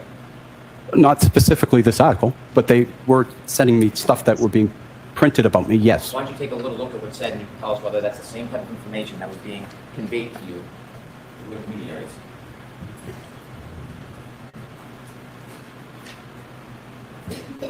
Really wants to discredit him so bad. They don't really You were believe in threatened. scopes here. Like, it doesn't matter if things Can you are ask that question again, within please? Is that Turtle Boy's article? crossed. Was this some of the kind of attention that What's that? Doesn't matter about like scopes, right? Like, you don't need to stay within the the scope scope of of cross or nothing like Yeah, that. or Don't worry. redirect. No. Just ask whatever the hell you want. It's fine. Is he showing Turtle Boy's article to him? Like that's now evidence? Looks like it. Well, he hadn't. I don't know if he's going to No, submit he it. didn't But, offer it. yeah. Well then. Ask that question again, please. answer? Was this some of the kind of attention that you were receiving on June 5th after you spoke to the defense investigator? Yes. Like from Sidebar? Okay.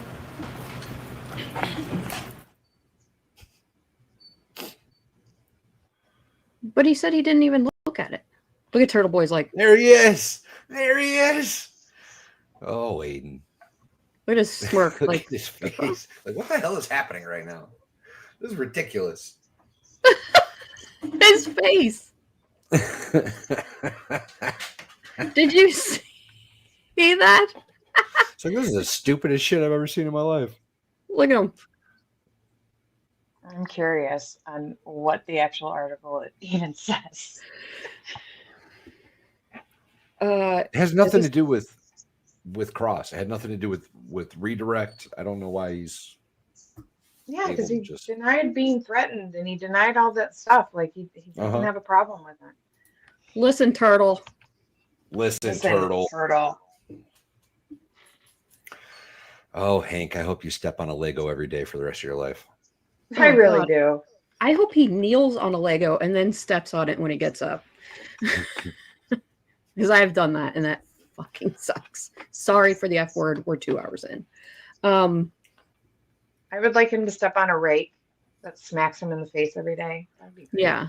Like getting out of bed, just And a corn I hope he rake. catches COVID, but the only negative inference that he has is that he loses the sense of taste for the rest of his life. that's so mean. But his sense of smell gets like heightened so that anytime somebody farts near him, it's like even worse. There you go. And he tastes the fart too. Are you paused through a sidebar? What do you got going on? I am, but Why are we doing that? Let's not do that. I had a question. I think Mama O'Keefe was doing something funny, but now I don't think she is. Oh, Jesus Christ. Now we're live. Thanks, Jess. Jedi Jess for the swear jar. Oh my god. Oh God, I hope he slips on a snail or a slug, whatever. This is stupid. They must be on their morning break, so I don't think that really ended the way as like slam dunk as Hanky thought it did. I kind of want to see what Machado says about like how they're reacting. Ooh, I went kind of crazy. It happens. Did Did they go on? Brennan is holding a printout. Copy has been given to defense. Canoni is sending the jury out for 20-minute break. Outstanding, I guess. All but one juror wrote in their notebooks when Lucky said he did not see anything on the lawn at 34 Fairview.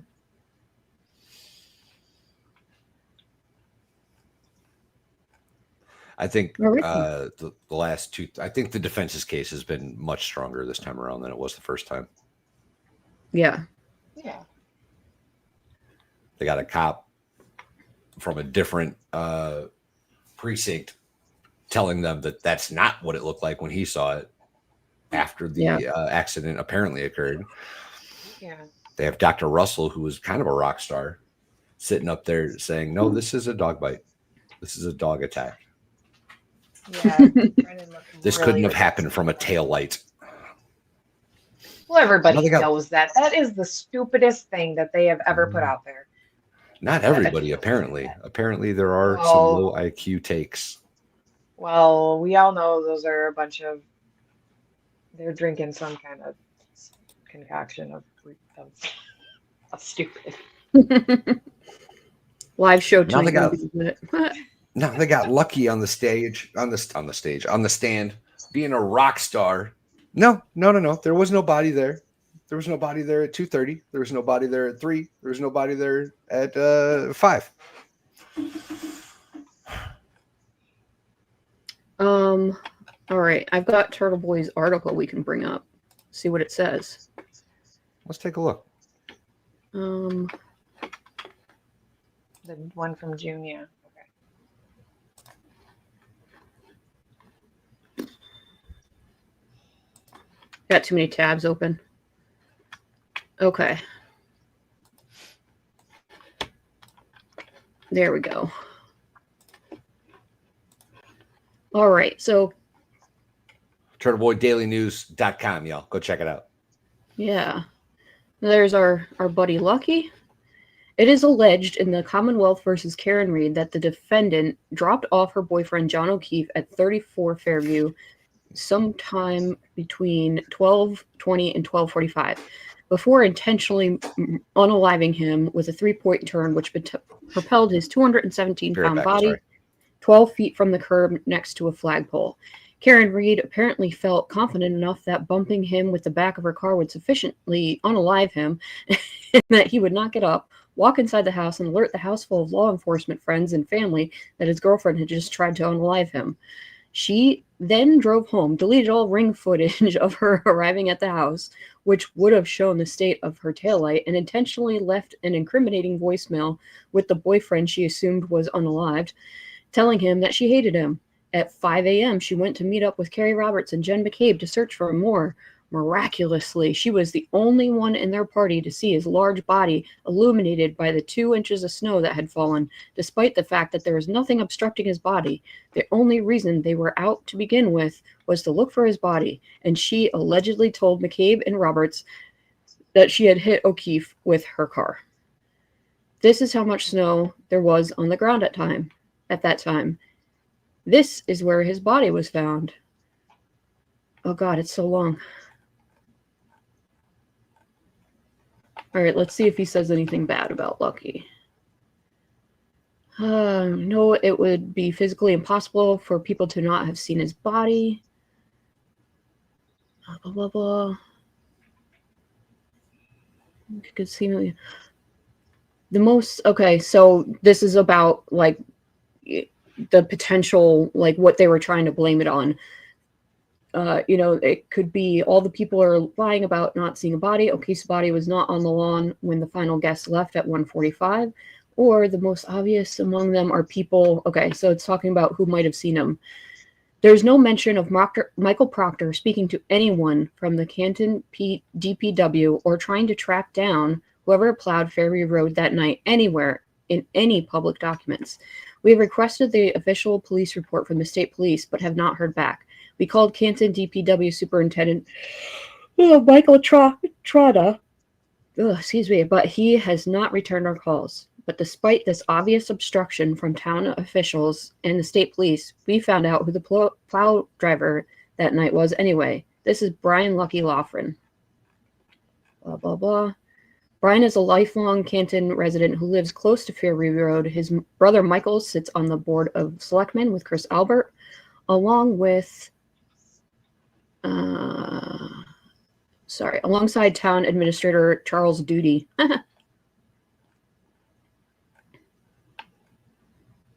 Okay. So Okay. So where's the threatening?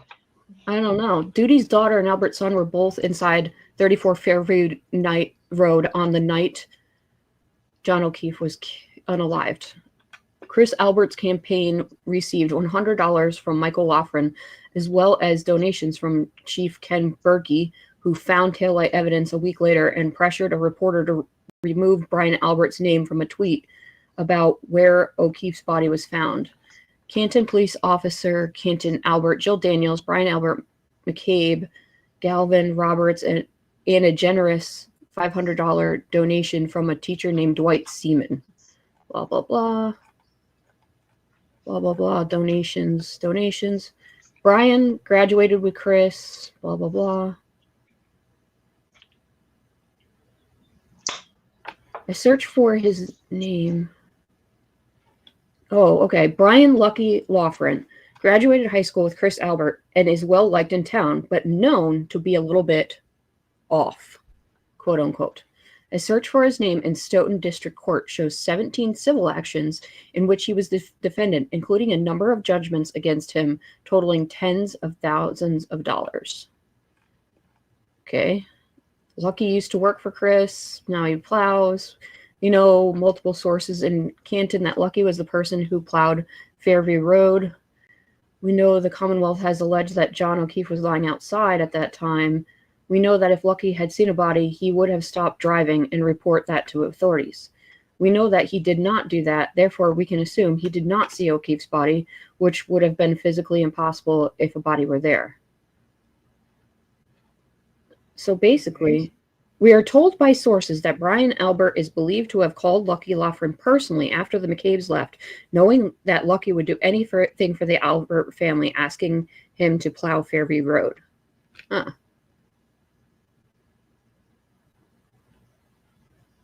Interesting.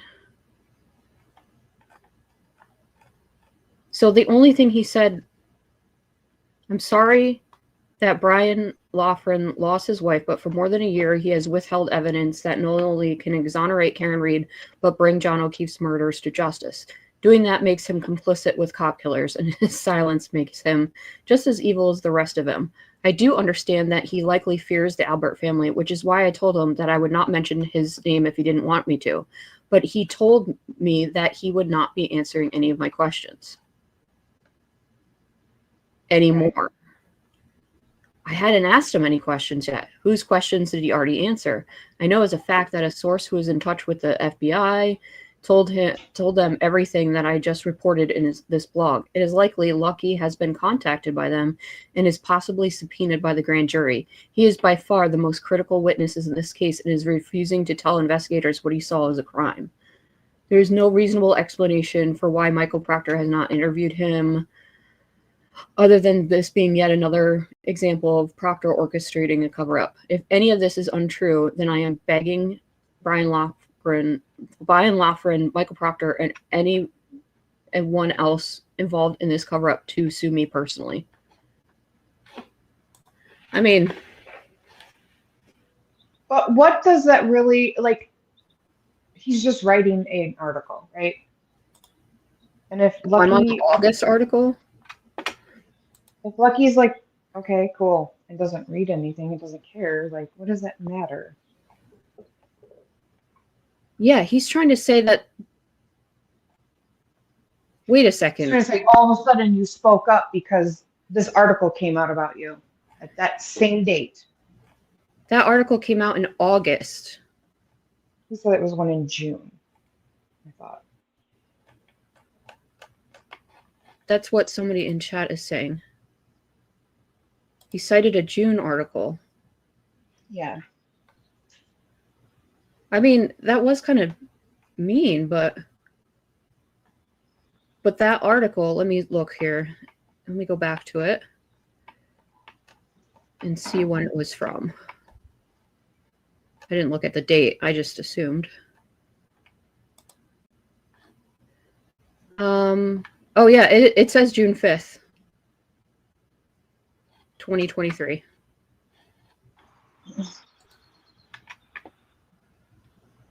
Yeah. Maybe I'm just a I don't care person, but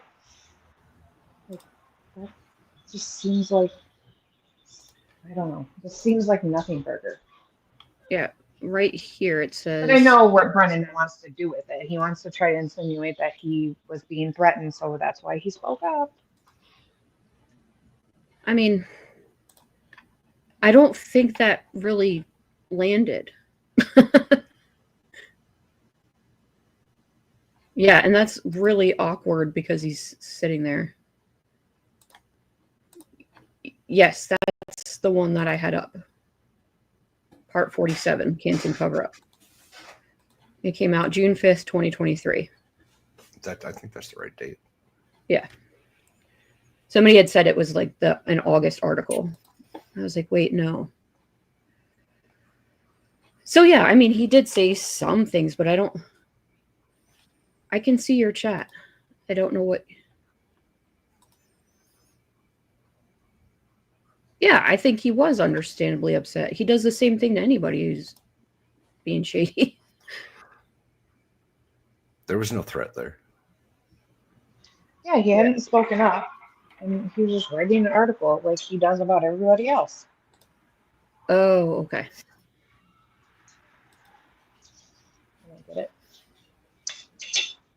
I don't get it.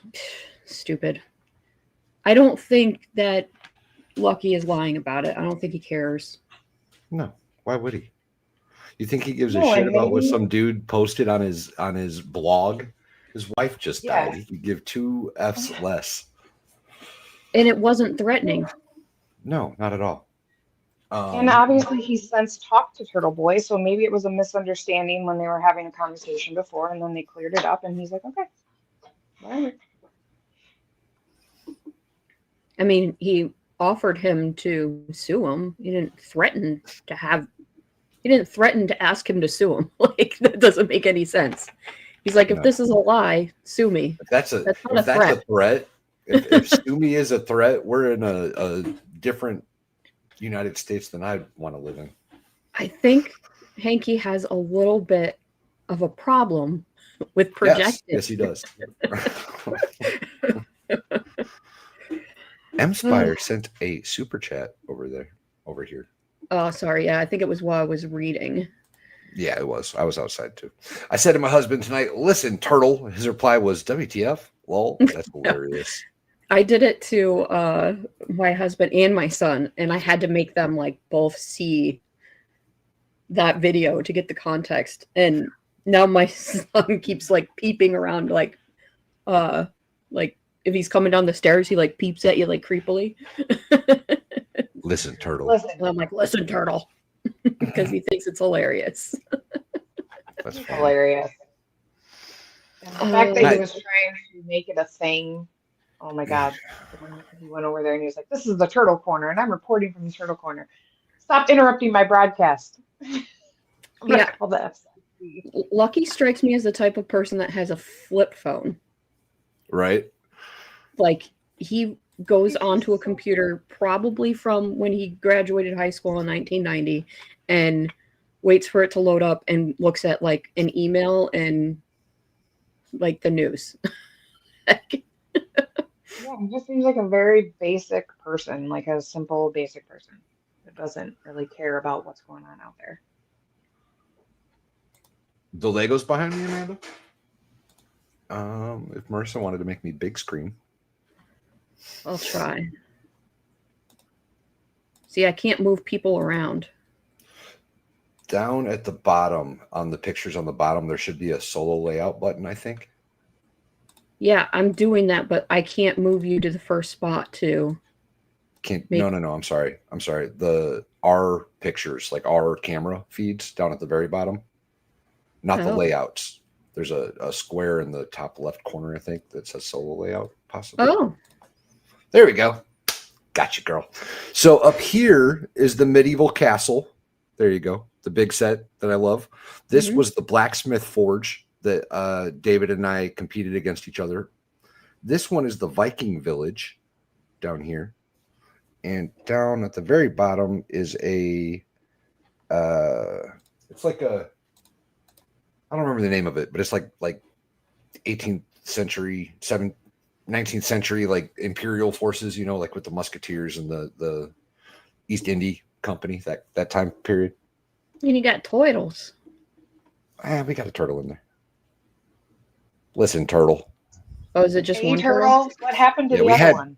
Well, we had two, but they started getting territorial, so one of them had to leave. Leave like taken out for ice cream or just Yeah. It had to Go out leave. for milk and never come back. Leave. It had to leave. Gotcha.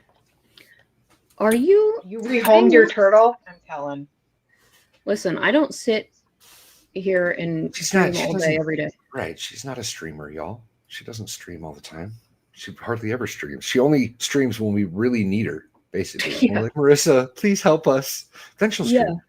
The last time I truly like streamed for real was like last year at the same time. And then for Lego, I didn't really do much. One turtle is wild now. Oh, I hope I didn't send it to Lynette. Oof.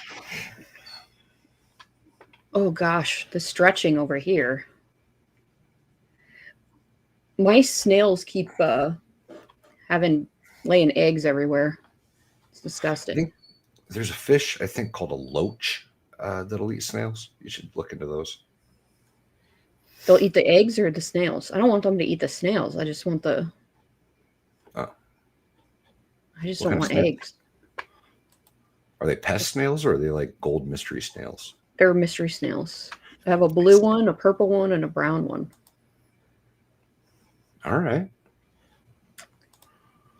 I do have some pest snails, but they're still kind of good. They still eat the gunk.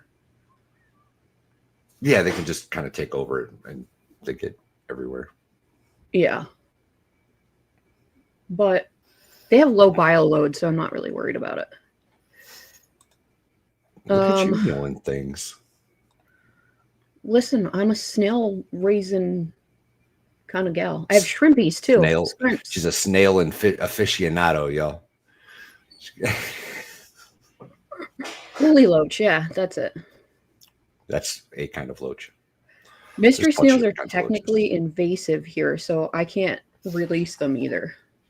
No, don't do that. So they gotta stay. I just poke the eggs like down into the water because they drown. Oh. Well, I mean, there's some in this tank, but there are also fish in there. They just eat the algae. You can buy them at like almost any pet store. You can go buy mystery snails. I've got some in with my... Yeah, Gary. The problem is I have too many like Mrs. Garys. Mm. And I have a whole bunch of shrimp. They're cute. What kind of shrimp? Like the Neocardus or something. Unfamiliar. They're like freshwater shrimp, little scrimpy scrimps. They're like blue and yellow and red, orange. They look like Skittles. Okay. Cool. Do they come in a blind bag? No. I don't know why they call them mystery snails, to be honest. I'm not sure. I don't know. So, I don't think that was a good day for Hanky, to be honest, but... Not so far. I think today's been a good day for the defense. Did anybody happen to catch the end of Plevin's poll? No. Or is it still going? I'm just kind of curious, like if we skewed it. Oh, it's still at 13%.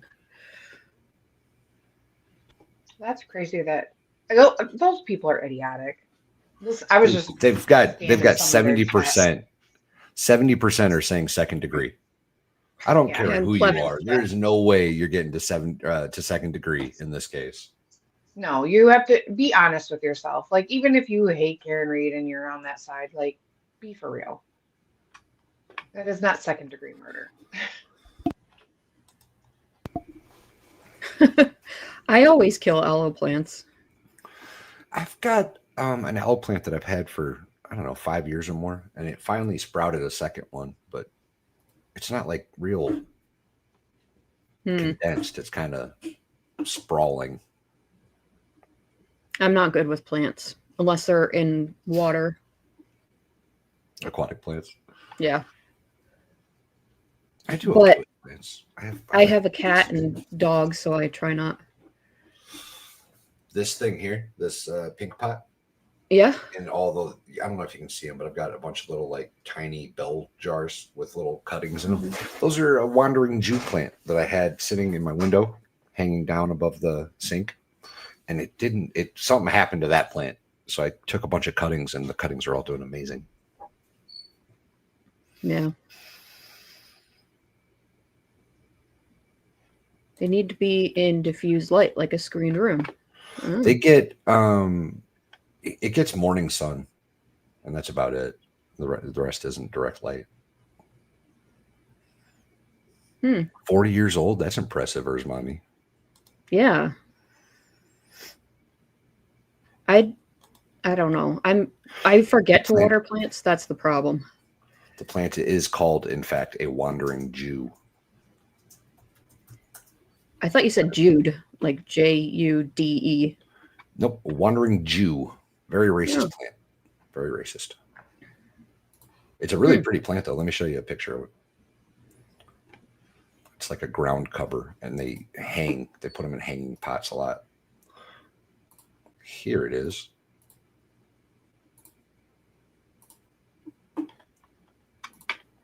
It's a really cool plant. The underside of the leaves are a deep purple. That is kind of cool.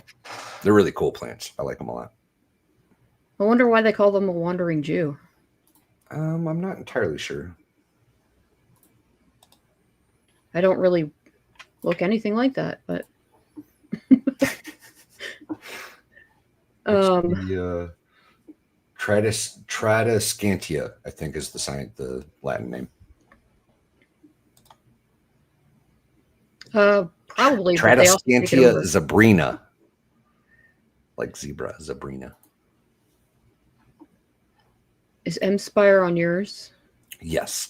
Would the snails help in an outside small pond? I mean, yeah. Depending on what you're trying to do with them, I guess. They eat like algae and stuff. They eat like the detritus, the gunk that is left over after food waste.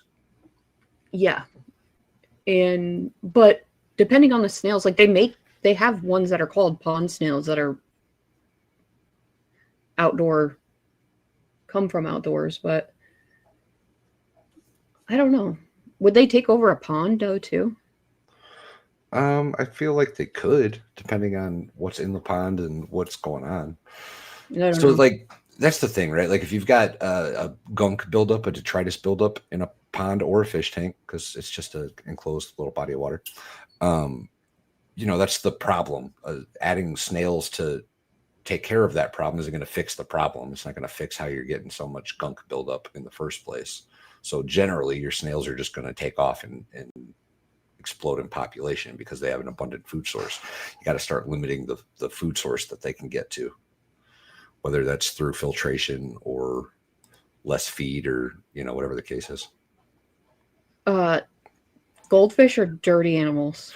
They are. They're very dirty fish. Are they goldfish or are they koi? Yeah. There's very little difference. Well, yeah. And carp. They are carp. They're a very pretty carp. Yeah. My pond, my water lily, I don't know. I haven't seen it in a long time. I haven't been down there.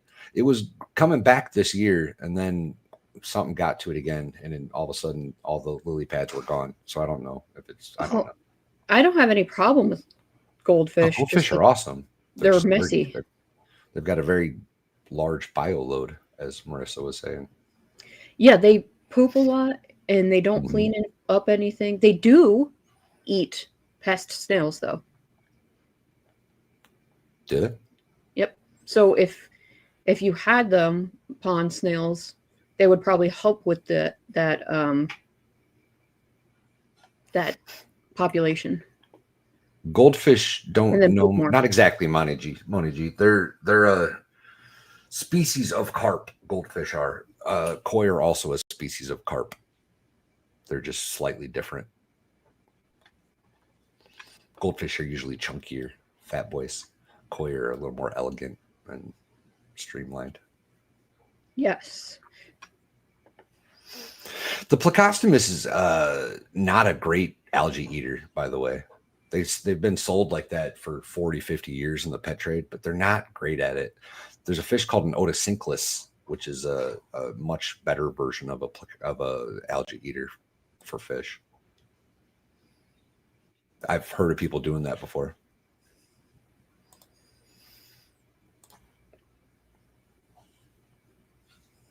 Ew. You shouldn't put a pufferfish in a reef tank, period. They're going to eat all your stuff. They'll eat all your corals and stuff.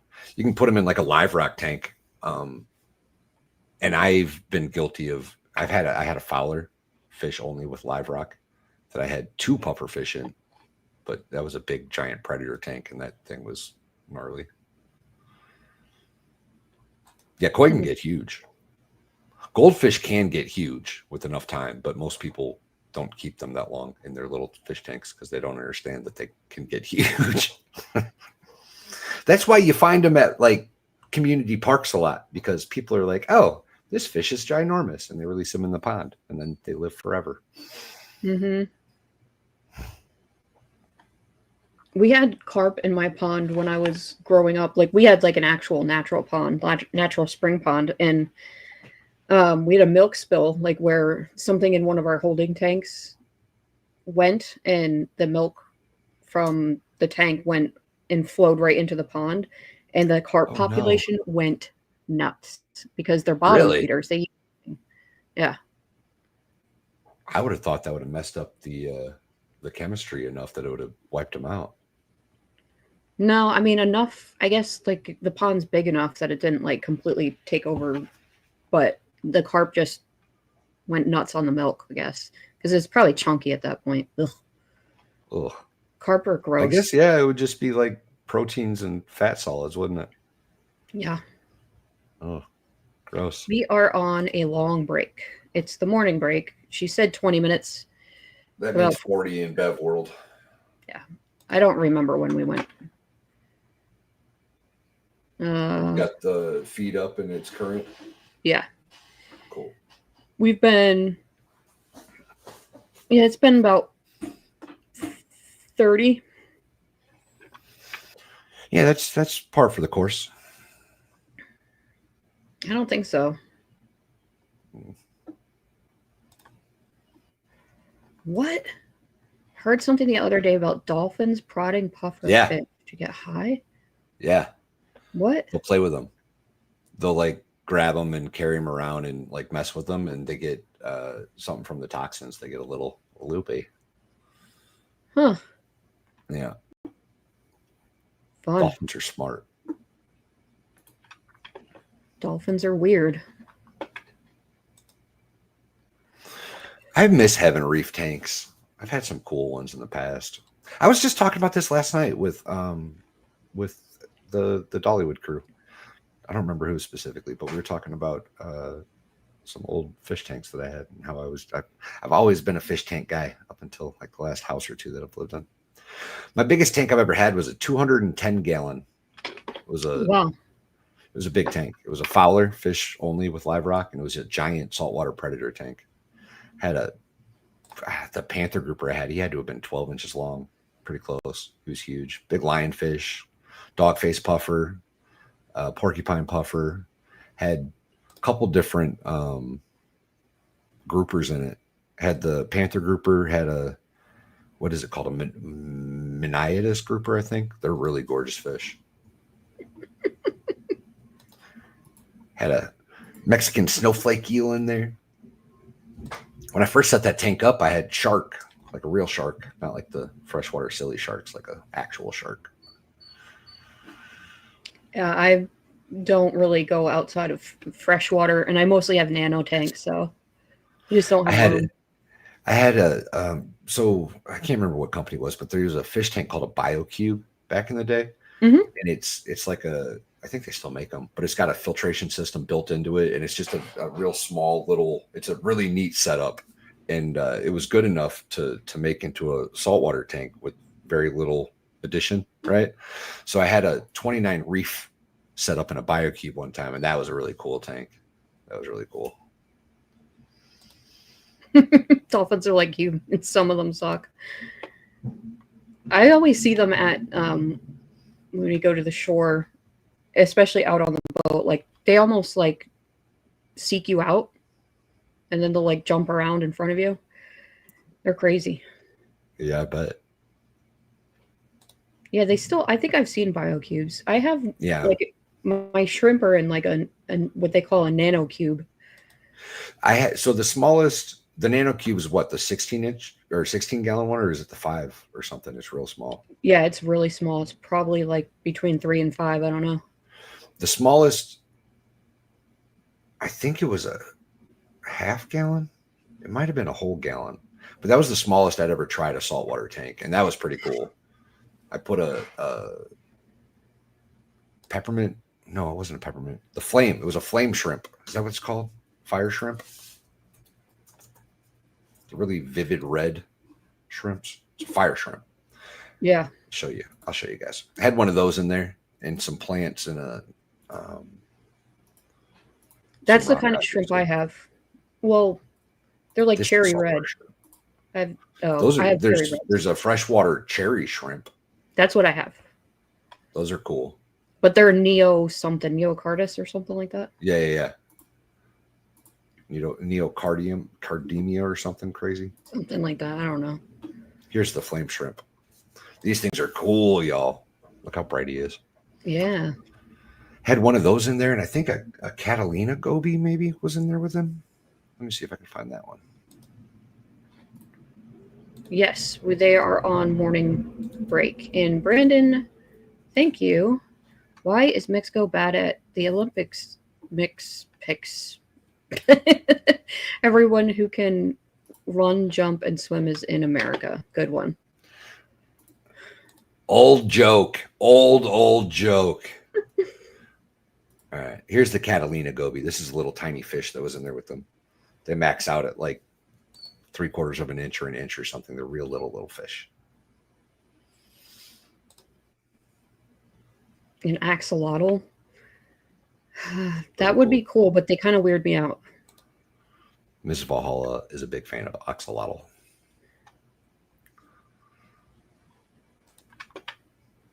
Marissa, go look at what TV posted. Okay. Pull up my Catalina goby. God. Oh, okay. Hold on. He's a cute little fish. Oh. He's cool. That is cool. That was all. Thank you. Oh, bye, Jamie, I think. Nope, there you are. I got rid of her. I hear court again, but let me see what Turtle Boy is saying. That they're trying to get his videos in? Who's Turtle Boys? Yeah, on... Is this just another Hank attempt at discovery for Turtle Boy for the other case? Is that what's going on? That'd be interesting. I believe Hank may be trying to enter video clips from my live show into evidence to show I threatened Lucky. When I reached out in June and Lucky didn't want to talk, I assumed he was one of many people keeping their mouths shut because they were scared of the McAlberts. His brother was on the board of selectmen, and he has known the Alberts his whole life. I don't remember what I said on my own show about this, but I'm sure Hank will try to make it sound like I was threatening Lucky if the clips are played. I believe then, like I believe now, that all witnesses should feel safe giving honest testimony without fear of the McAlberts or state police targeting them.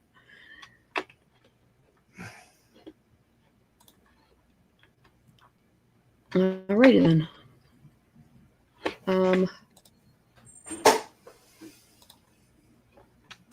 Crap. Sorry, I'm trying to bring up court now. I'm boomering it. Way to go, Marissa. God. See, now court says, like, court TV says it's day 27, but I think it's day 26. It's day 27. Oh. Oh, no. No. There's a video coming in. Baker mislabeled somewhere along the lines. It was during that the first half day. He wrote it in as half day and then picked up the number the next day and skipped one. Oh. I haven't told him yet, though. I was going to let it play out. Okay. Oh, Jesus. What are these idiots talking about? Oh, that's the wrong one. I was looking to see their poll. I was like, why does mine not look like that? All right. So yeah, a video is coming in. We'll see if it's All right, recorded. Mr. Brennan.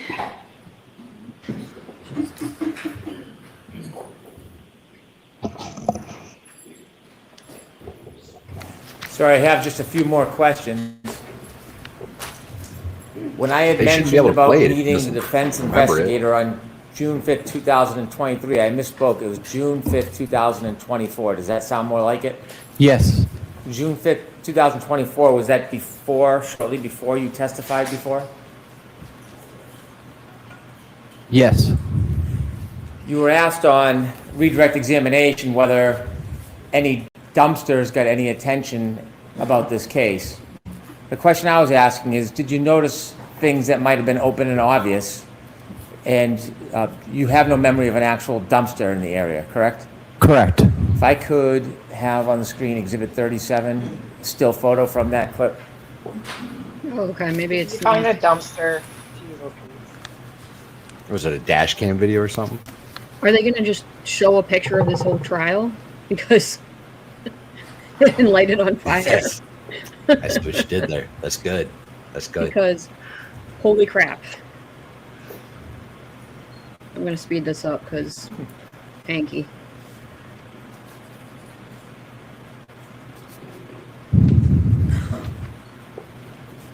Get a moment, Your Honor? Sure.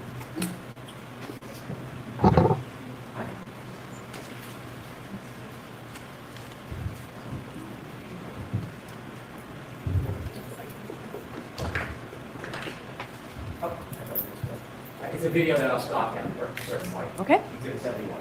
Thank you, ANC. Thanks, Nancy. Congratulations to the newest member of the Church of Mo. Whoever it was. And sir, do you notice the big red dumpster to the right side across from Fairview? No. What? Yes. Okay, you can take that down. Oh, Sir, when we Good started one. the break, I Good asked you point, some questions. I Hank. showed you a Oh. document, asked you if you Got were it. aware what was inside that Jesus document. And you Christ. mentioned that was around June 5th, 2023. That was before your last testimony in this case. Yes. And you knew that a person or persons were putting out private pictures of you online. I did notice. And those private pictures, you didn't give anybody permission or want that attention, did you? I did not.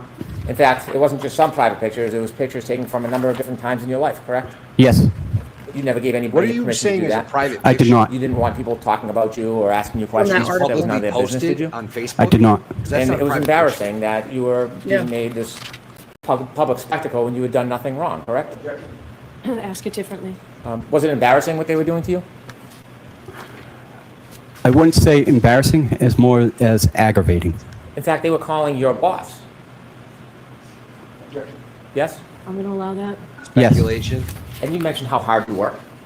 Yes. Wow, you even used to go to peaches for 8 years. Yes. Zamboni, anytime you can work, you try hard, don't you?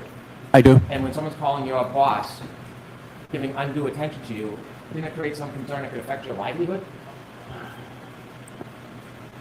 I did not think it was going to affect me in that manner.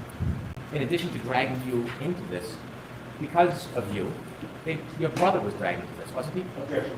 Ask it differently. When you were getting this information about what was happening, you learned that they were also dragging your brother into this because of you, correct? Why is he allowed to go down this road? Did you learn that information was coming out about your brother? I knew my brother was dealing with other issues regarding this case. And certainly, you're close with your brother. Because he's on Yes. the Care for your board. brother. Yes. You don't want to upset anybody and have. Yeah, maybe because he's sitting next to a unaliver.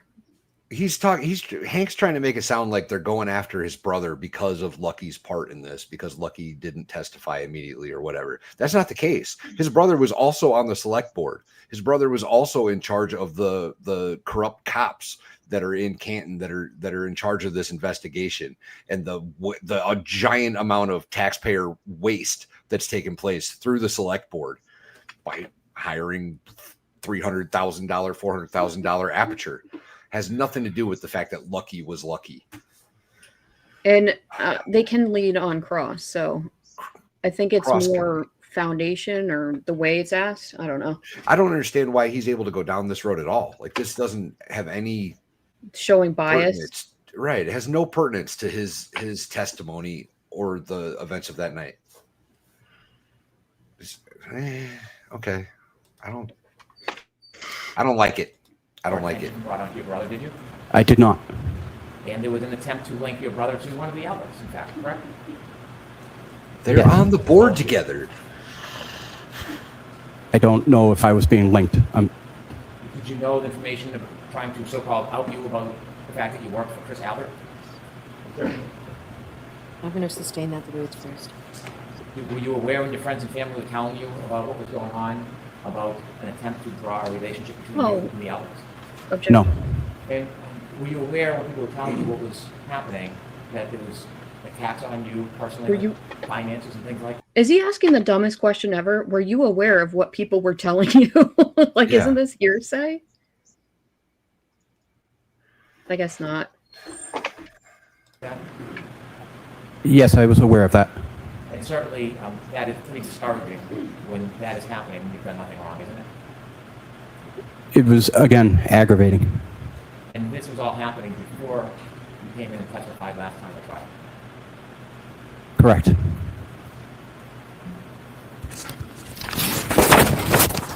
After you testified, things got better? I wouldn't say better. It's gotten a little more easily manageable. You were no longer being harassed, you were being embraced. Correct. He's still getting harassed. It's just by people that think Karen Reed's guilty somehow. Yeah, it's just different people, and there's From your less of them. photograph, do you recognize that? I do. Is that part of the embracing process after you testified a certain way the last time? It was after I testified, yes. With redactions and one can introduce a select portion of this. So I need to see what that is. I'm to Sidebar and make this very brief, please. Yeah, make it brief. We want to go home. Well, stop letting all this BS in, Bev. No Just shit. say, no, Brennan, we're not going to be playing these games. Like, ask him about the times, get his credibility. 23. Leave the stuff out.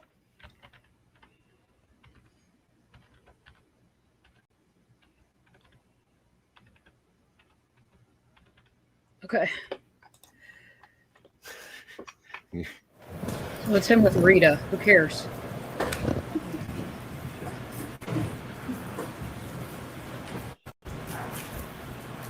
Oh, because they have short. So that's next in evidence, Madam Clerk. Madam Court Reporter, please. 212.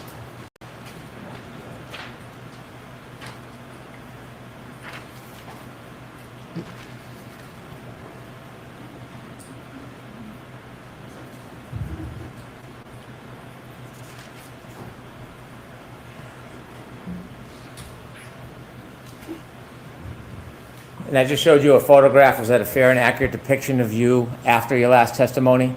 Yes. Reflecting you now being embraced rather than attacked? Yes. Could we show the photo, please, Ms. Gilman, with the court's permission? Yes.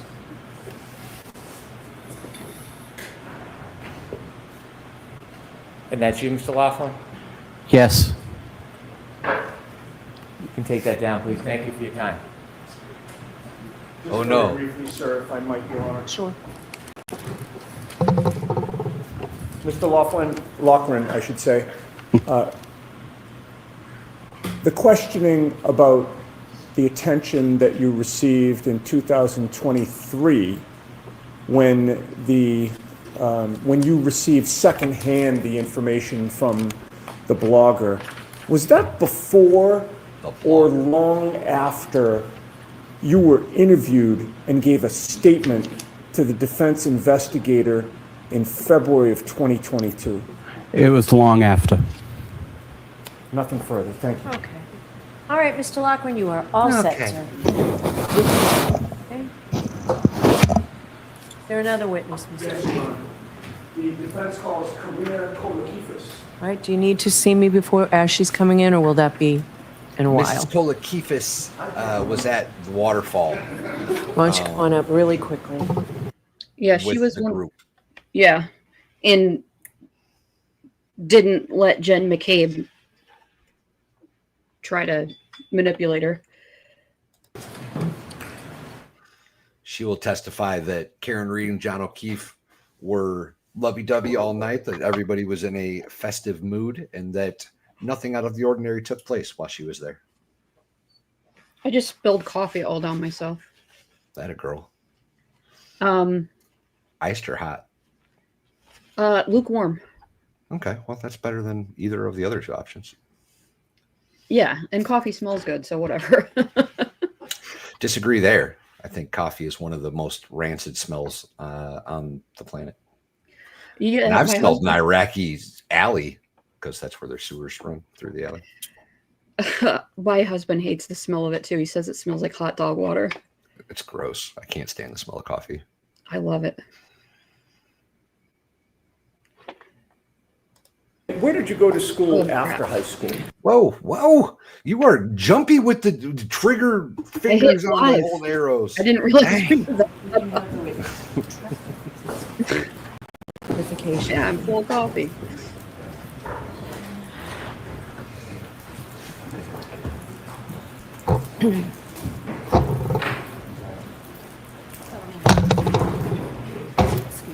Follow me.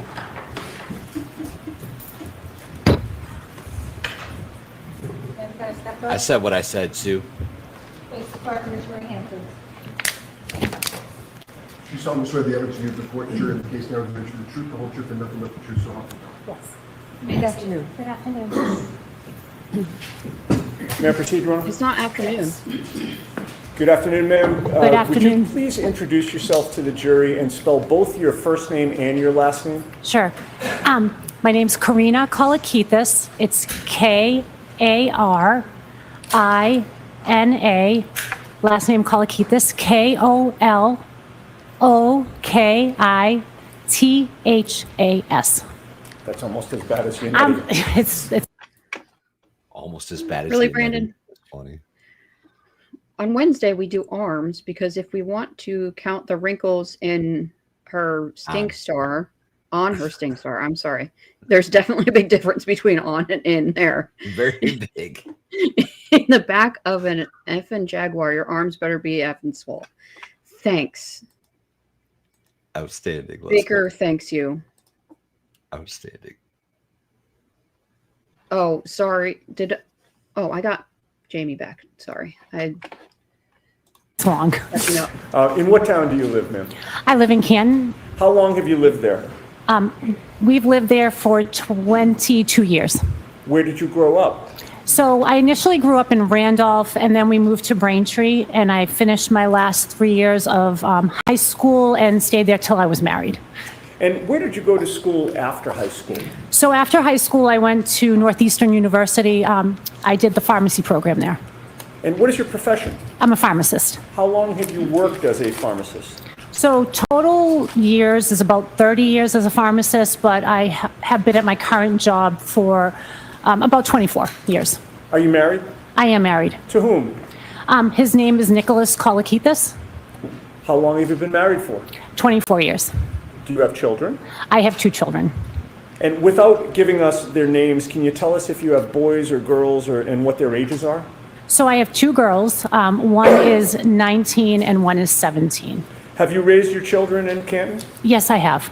Do your children play sports, or had they played sports in Canton? I have both girls played sports in Canton. One actively is playing sports there, and one is in college, so she's not playing sports. Understood. What sports have your girls played? So they primarily played basketball, and my youngest plays lacrosse as well. From raising your children in Canton and attending their sporting events, I'm assuming, have you met other parents with children on your daughter's teams? Yes, I have. Specifically, did you come to know Jennifer and Matthew McCabe? Yes, I have. And is that the way that you came to know them? Correct. Typically, like, that's how we came to become friends with people, through the sports. Now, prior to January 28th of 2022, how long had you known Jennifer McCabe specifically? I would say about 10 years or so. And during that time, what was the nature of your relationship with Jennifer McCabe? So we were just friends through the kids. Multiple kids did different sports. They played on different sports teams, so we were friends through that. And how often, or if at all, did you socialize with her and or her husband? So typically, sometimes if the kids had play dates, it was mostly my youngest daughter, to be honest. So my youngest daughter and one of her daughters. Play dates when you're 17? Or is she talking about when they were younger? Younger, I think. I don't know. Were good friends and played on similar sporting teams. So they would have play dates and stuff like that. So sometimes we'd see them after a game, or they had a play date or something like that. And I'm sorry, it's a little loud with the fan. If the last part of your answer, if I didn't hear it, I'm thinking the jurors might not have heard that. You said it was mostly after games? After like sporting, like after play dates or sports and stuff like that. I see. And would there be times where, after a game you go out for pizza, that type of thing? Yeah, like you'd go out for pizza, or the girls would be like, "Hey, Mom, can we have a play date? Can a couple of the girls, come over the house and Okay. do stuff like that?" Prior to January 28th of 2022, did you know John O'Keefe? So I knew John O'Keefe same way. His niece and my younger daughter were good friends, are good friends. So same thing. We knew him through the sports as well. My husband coached his niece in a couple of teams, and they also played soccer together. So that's how we knew John. And do you remember how long you would have known him for before January 28th of 2022? I would say about 9 years or so. And what was the nature of that relationship? Friendly.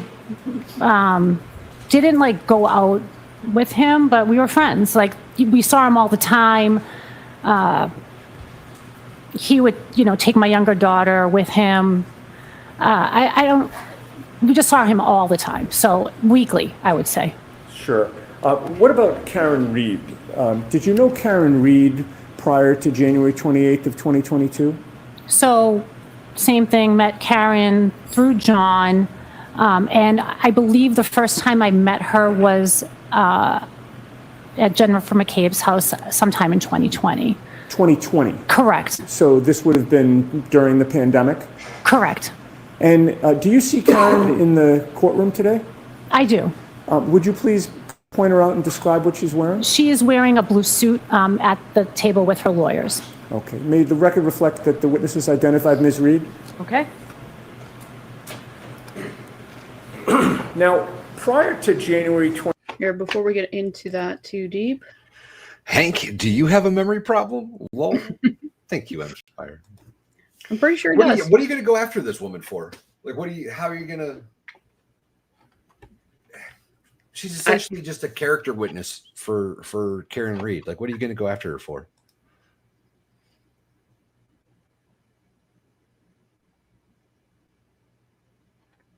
Really?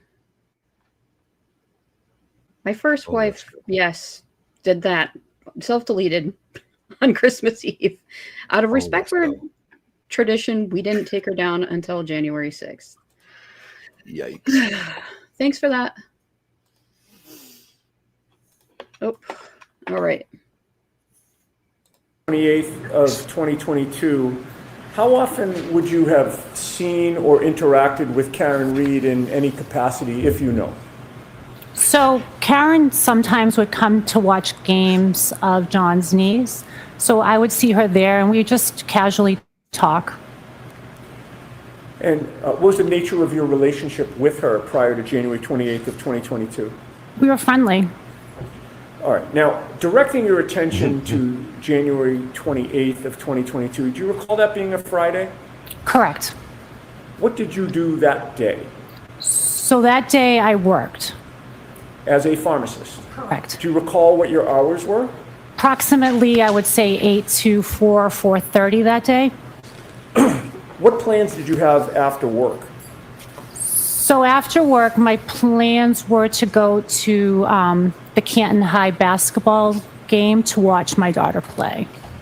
And what plans came up for before the game that night? So before the game, before I left work, there was a text that went around saying that some of the parents were going to meet at the Canton Junction before the game, and if anybody wanted to stop by and grab a bite to eat.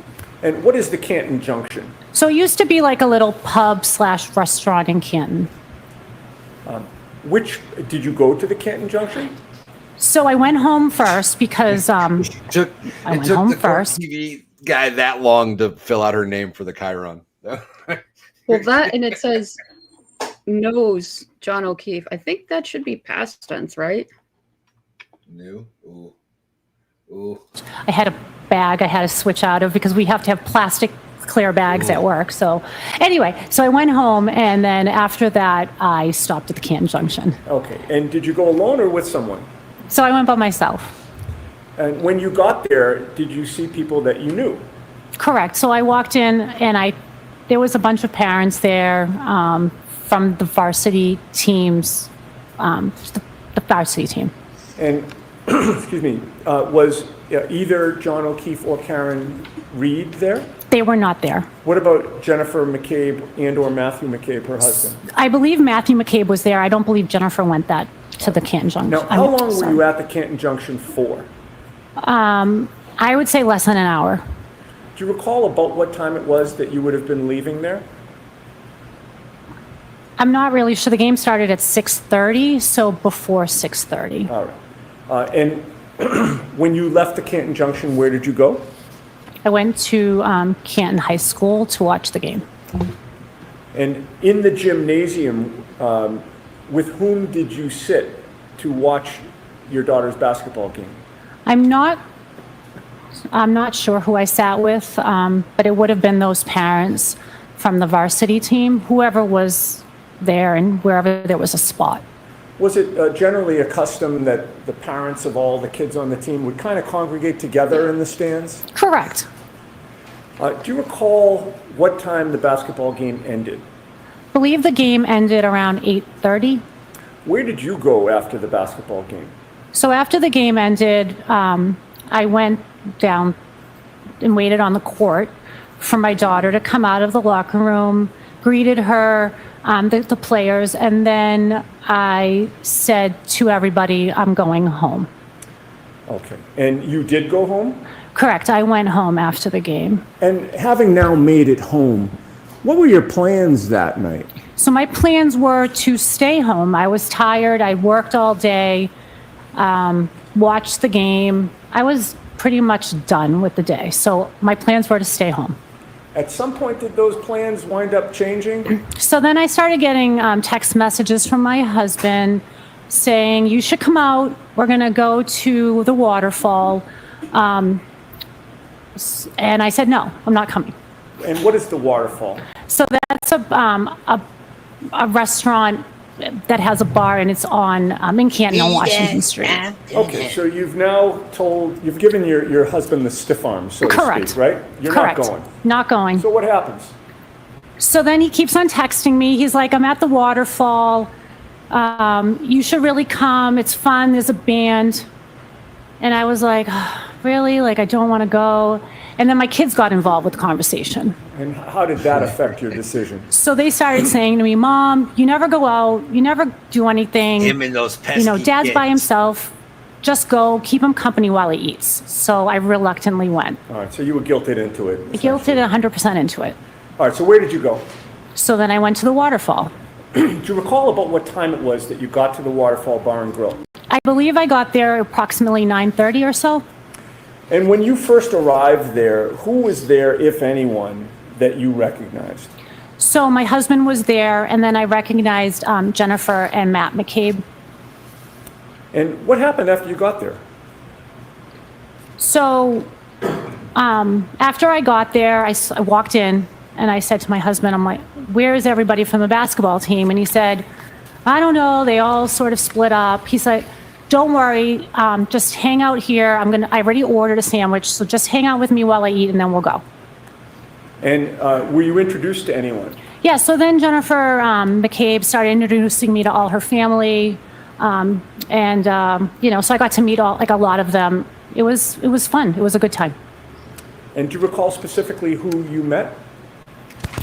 So I think I believe I met.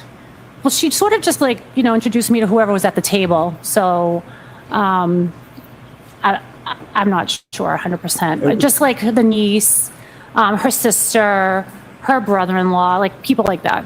All right. The Albert family? Correct. And when you're being introduced to a bunch of people at once, it can be tough to keep everybody's names straight at the time. Right. It's kind of overwhelming. There was a lot of Jen's family. Now, what were you drinking that night? So that night I drank water. And the whole time you were at the waterfall, did you drink anything else except for water? I only drank water that night. Now, was there a point when you were going to leave the waterfall before they closed up for the night? I'm sorry, can you repeat that? Sure. You wound up leaving at a certain time, correct? I never left. Well, you left because you were in court today. You're not still at the waterfall. Okay, correct.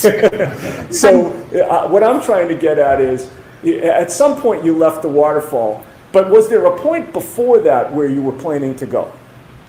Correct. Tell us about that. So my husband had eaten, and I said, you know what, I think I'm going to get going.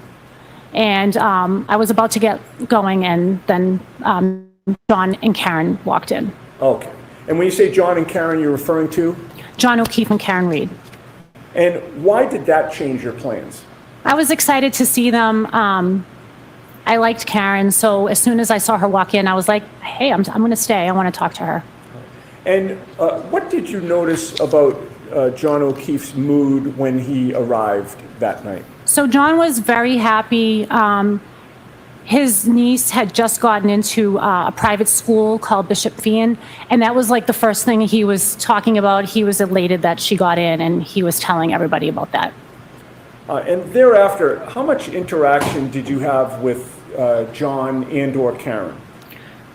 Karen and I probably spent the entire night talking. Maybe give or take some time that we didn't, but the majority of the time Karen and I were speaking together. And if you had to estimate, how long a conversation did you have with Karen?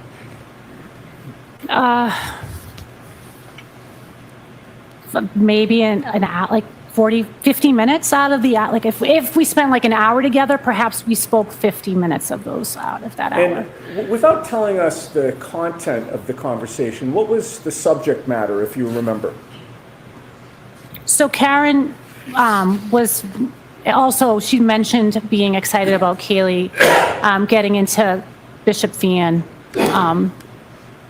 And well, just when I first saw her, she first started talking about my daughter. So I saw her, she came in, she greeted me, and when we did start talking, she just started talking about my daughter and how much she really loved my daughter's relationship with John's niece.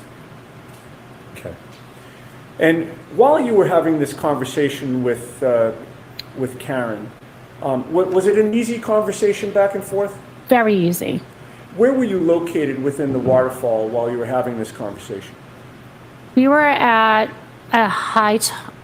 I don't remember where we were. We were talking. We were sitting down talking at a table.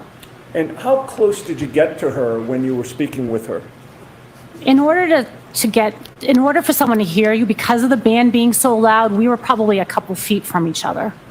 And in what direction were you facing when you were speaking to her? And I'm talking in relation to Karen. I don't remember if she was next to me at this point. She could have been next to me at this point. All right. And your face would have been facing where? At her. Okay, that actually was the question. I'm sorry, this is kind of a stilted way to talk, but I have to ask the questions this way. We were face to face. There you go. All right, so in other words, Karen was also facing you when she was speaking to you? Correct. Did you notice what Karen was drinking? So she was drinking a drink out of, it was a clear liquid out of a clear glass, and I assumed it to be alcohol of some sort, but I'm not sure. And while you were talking with her, can you describe, was the conversation coherent? Very coherent. Was she making sense? She was. Was she engaged in the conversation? She was. And did you make any observations regarding her sobriety? She seemed fine to me. And you're a pharmacist, correct? I am a pharmacist. And you were that night? I was that night. How much interaction did you see that Karen had with John O'Keefe? They had some interaction. And was there one specific interaction that stands out in your mind, then and today? And I'm talking about a physical interaction. When they hugged at one point. Okay. And did John come over to Karen at one point and do something? He did. What did he do? So John went over to Karen and he gave her a kiss on the forehead. Okay. And that kiss on the forehead, why did that stand out to you? So honestly, I'd never seen something like that before, a boyfriend do to a girlfriend in public. Never saw that. So it just stood out to me. I was like, wow, that's the sweetest thing I've ever seen. Can we cue up Exhibit 22, Mr. Wolk? I'd like to go to approximately 11:36 and 41 seconds. And if we can, well, first of all, have you seen that video before, ma'am? I have. Do you recognize what Exhibit 22 depicts? It shows the waterfall. And is that consistent with what it looked like when you were there that night? Correct. And you've previously identified that as being a fair and accurate video of that night? I do. If we could zoom in, well, first of all, again, let me try and lay a foundation. Where would you be, if you recall, at the waterfall within that video? To the right, to the left? I'm in the right, in the black top, sitting on a chair. Okay, could we zoom in on that area, Mr. Wolf?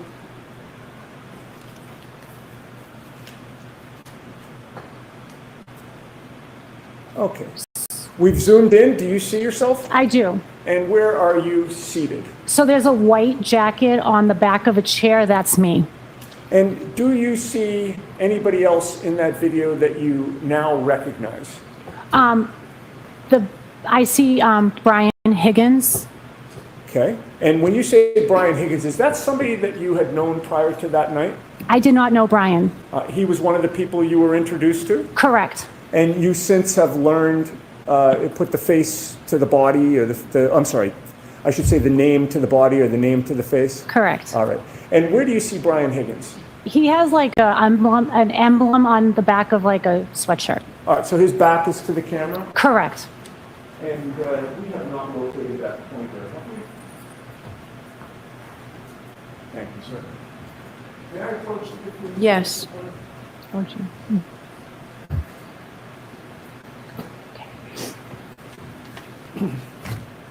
Now, if you can, ma'am, would you please use that pointer to show where you are first?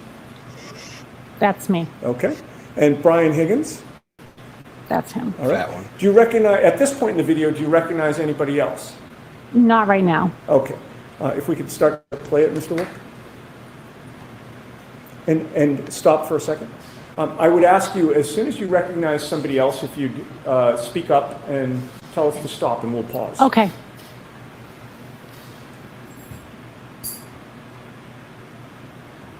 That's McCabe. So right there is Karen's head. Okay. Is that the back of Karen's head, or? And McCabe, right? Correct. So that's the back of her head. All right. And then by the way, just so the record's clear, over Mr. Higgins' shoulder, there appears to be a face looking forward, Can you move on the right shoulder. closed You see caption that, down? right? Correct. You're not referring to that. You're referring to the long hair that's in back of that face. Yeah, correct? could I point to it Sure. again? Okay.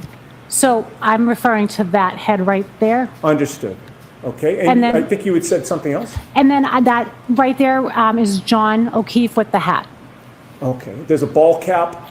Correct. And on the video, as we're looking at it, it's to the right, up the top, it's to the right of the PM chyron there, Right up the to the top right of of- the screen. Correct, sorry. If we could continue to play. Stop. What do you see? So I see John giving Karen a kiss on the forehead. Is that what you saw that night? I did.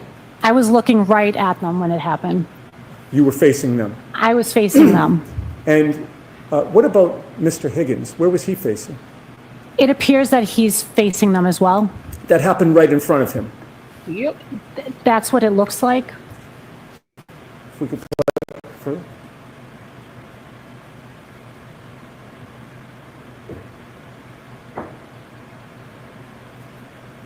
Okay, you can stop and we can take that down.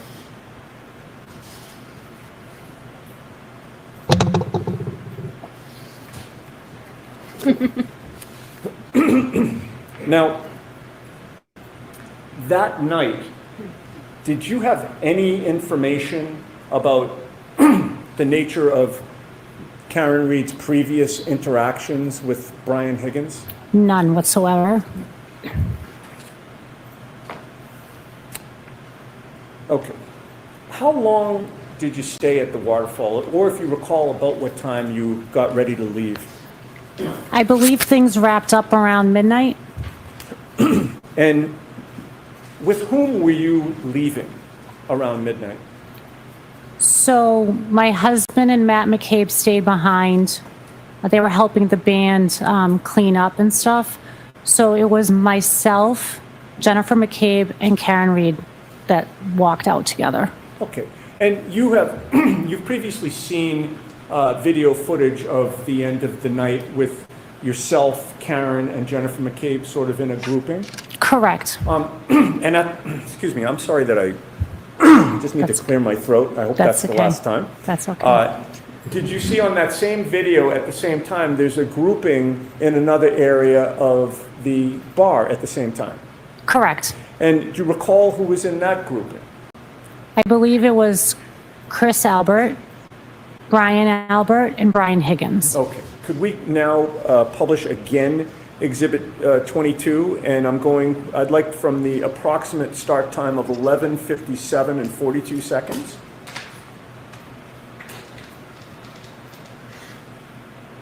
And if we could hit play, Mr. Wolf? Oh, I'll tell you what, stop it for a sec, thank you.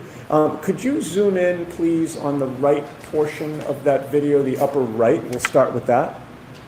Okay. So this is the start of this clip. It looks to be 11:57 and 38.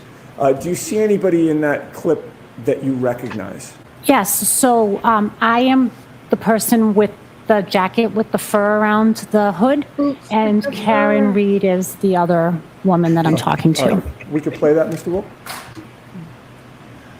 The whole club was looking at her. She hit the floor. And right now, do you recognize anybody else in the background of that? So to the right in the plaid shirt is my husband, Nicholas. Okay. What about over your left shoulder? So over my left shoulder is John O'Keefe. And does that appear to be his back? Correct. Okay. Can you play? And he was in, stop for a second. He was in your line of vision at that point, correct? Correct. What does he appear to be doing? He appears to be like paying a tab or something like that, or maybe getting a drink, I'm not sure. Okay, and do you see him looking in a particular direction right now? He looks to be looking over his left. Ooh. Continue to play. Ooh. Oh, if we could pause for a second. I neglected to ask you to point out with the pointer. We have I'm it sorry. now, we might Okay. as well use it. Okay. If you could point to yourself first. Okay. So that's me. All right, Karen That's Karen. and John O'Keefe. That's John. Okay, continue to play, Mr. Wolf. Ooh, I didn't expect this. This might be good. Because she's looking at it too. Stop. She's staring at the Back door up just too. a sec. Just pointed This at is herself. when- so just so everybody's clear, this is when Higgins and Brian Albert are at the door with another man. I don't remember if it was Matt McCabe possibly, but there's some interaction where they're kind of pointing and possibly yelling over at John. John's looking at him like, what the hell? This is when Higgins was like, come outside, or whatever the hell he was saying, right? So this might be a new testimony from Miss Kolakitas that we haven't heard yet. Maybe she I'll tell you when remembers to start. about this incident. Play. Stop. Okay. Who's that guy? Do you see what Dan direction John O'Keefe is facing now? He's looking to the left. Okay, keep going. Now everybody's looking Keep to going. the left. The husband, Stop. her, What direction is he facing now? John. To the left. And what is over to the left? I believe that's where the other group of men are located, perhaps. Okay, Yeah. keep playing. And I'd like to run this to 11:58:25.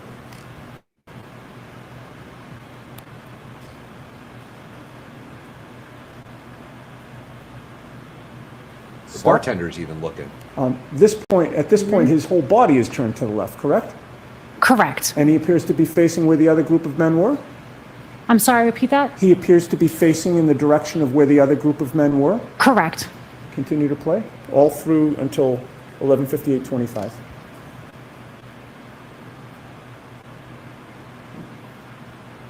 Okay, that's perfect. Now, keeping the video up, I'd like to now scroll over to the left side of the screen, and we're going to start that at 11:57:42, the same approximate time we started I hope so. the previous discussion.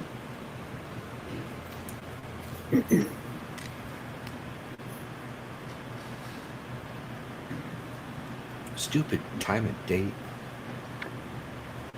Who's that? That's the daughter, the Albert daughter. Stop. No. Okay. You've previously described the other three men. Are you able to identify them on this video now in this still frame clip? I believe I am Okay. able. And who do you see? I see Chris Albert, Brian Higgins, and Brian Albert. And which one is which?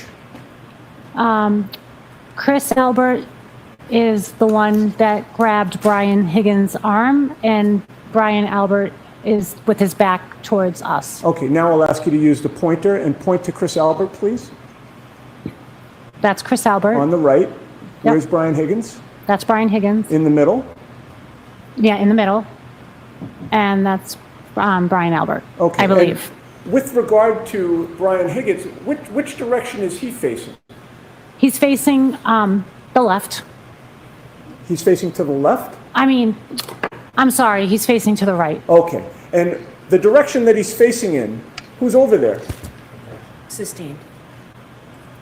What is over there? Is that the direction of the bar? Sustained. Okay. What is he looking at? Continue to play, please. And that might still be speculation. Stop. Did you see he grabbed his arm a second time? Correct. And Brian Higgins is facing in which direction this time? He's facing the bar area. Continue to play, please.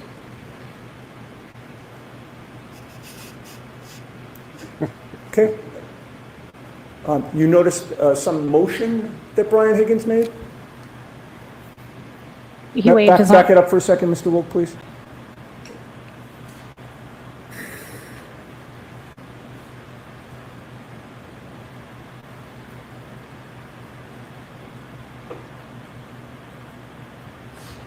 Stop. Did you see a motion that? He put his left arm up. Okay. Appeared to be summoning somebody? Sustained. Objection to this whole line. Continue to play. I'm sorry, Your Honor. Continue to play. I'll bear that in mind.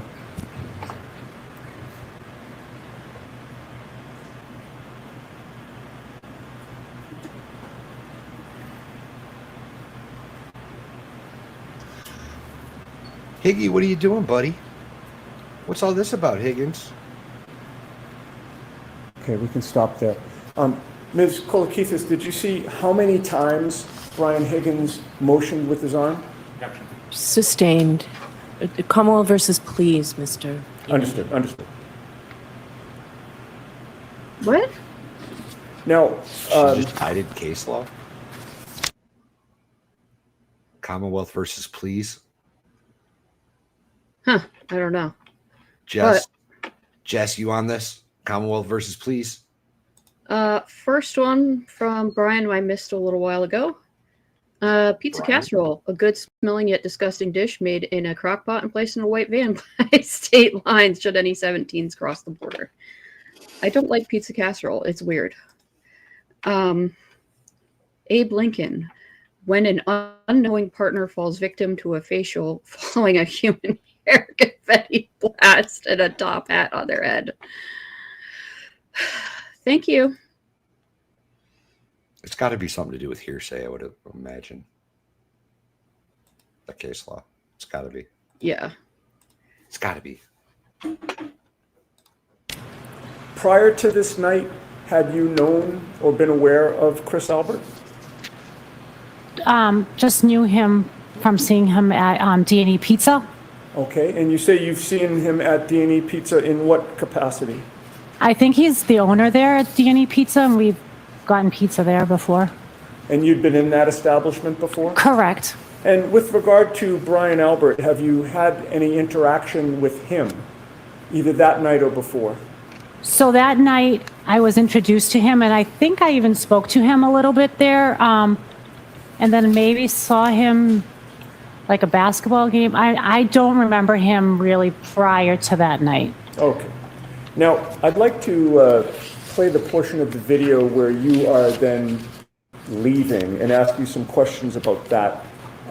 Yes, I think we can zoom out and perhaps hit play, Mr. Wolk, at this point.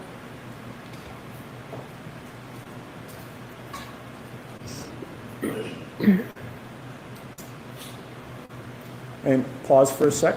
If you could use the pointer and just point out again where you are at this point. That is me. All right. And are you able to see Karen at that point? She's right there. Okay. And what about Jen McCabe? Are you able to see her at that point? I'm not sure. Okay. All right. Continue to play, please. And stop for a second. I should have asked you, if you do see Jennifer McCabe enter the picture, could you alert us? Okay. Continue to play.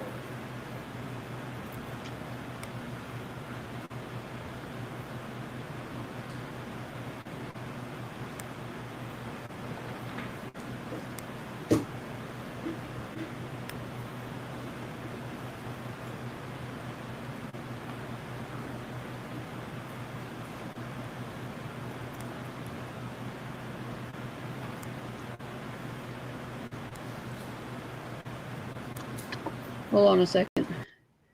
Commonwealth versus please. If the witness is not testifying as an expert, his testimony in the form of opinions or inferences is limited to those opinions or inferences which are.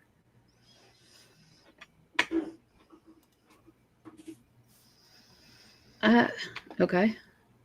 Well, thank you to both of you. I guess we'll see if it comes back around, but rationally, based on the perception of the witness, helpful to a clear understanding of his testimony or the determination of fact and issue. Yeah, but That's true. She was jumping the what's the phrase? Jumping the something. yeah, I don't know. Well, anyway, maybe we'll get it.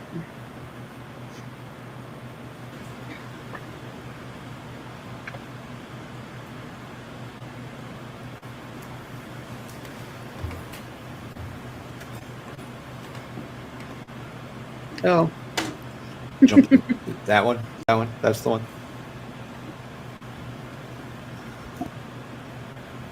I say this one all the time, and people call me old.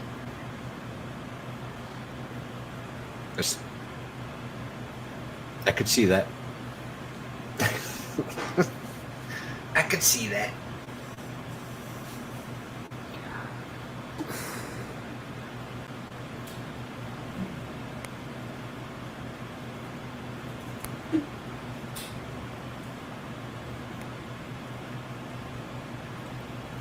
Okay.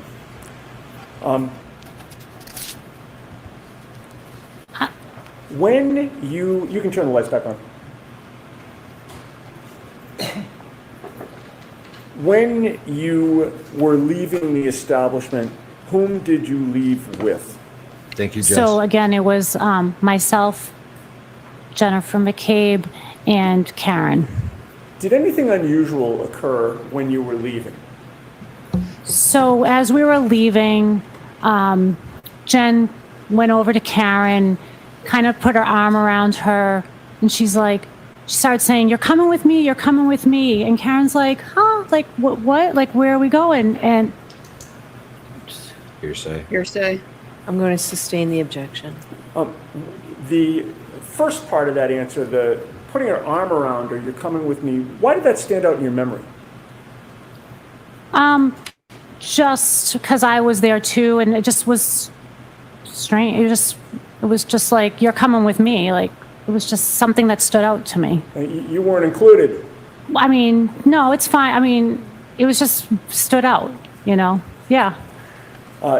Did Karen go with Jen McCabe? No, she did not. What did you see her do? So then, out of the clear blue, thinking that Karen was going to go with Jen, I see Karen with John.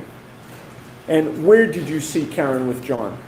I saw them just I was parked across Washington Street, across from the restaurant, and I just saw Karen and John like walking down towards what used to be Amber Road, a place. It used to be Amber Road? It used to be Amber Road, yeah. Is that a Amber Road cafe? Correct. It was like a restaurant. It was like a little cafe shop. And did you figure out why they were walking in that direction? That's where I think Karen had parked her car. Did you have any concerns about Karen being able to drive that night? I had talked to her all night, and I did not notice anything strange about her. Like, I didn't think anything of it. And once you parted ways, where did you go? I went in my car. And what was your last image of seeing Karen and John that night? It was just them walking towards the car. If I may have a moment, Your Honor. Okay. I don't remember. Yes, she testified.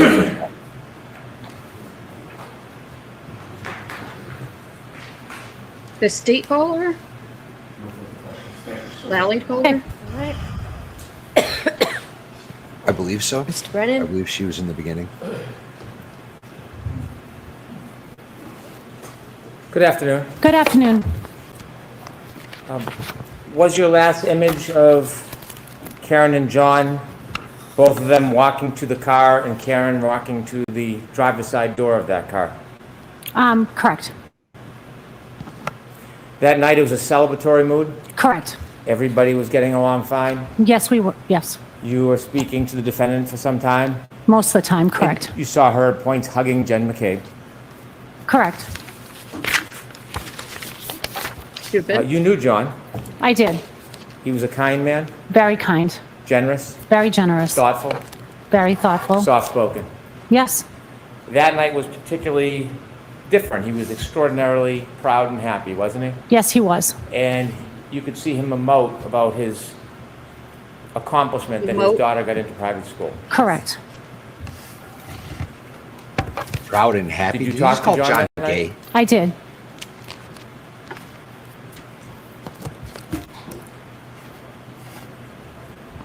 No further questions, thank you. All right, Ms. Cole, I keep this didn't you know up. where Okay, thank you. he was going to attack her at. So why don't I see counsel regarding scheduling? Yeah, there was nothing.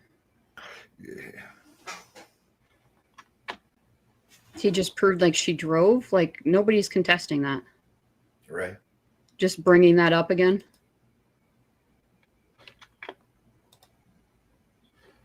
Say something happened after that. Something happened on the car ride that set her off. That's what he's going to say.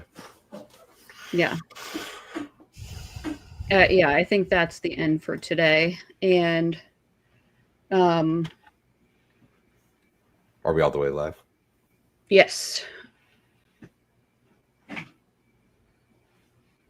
I just don't know. I still don't know why we're on a half day, but I'm not complaining.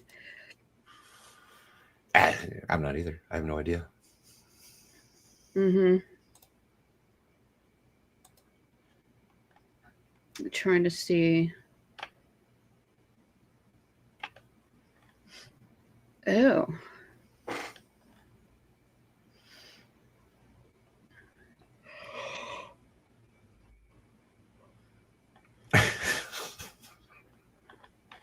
What?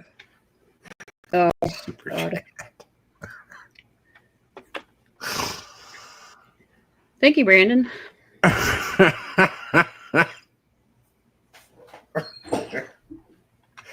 Yeah, I didn't think there was any way in the world you were going to read that one.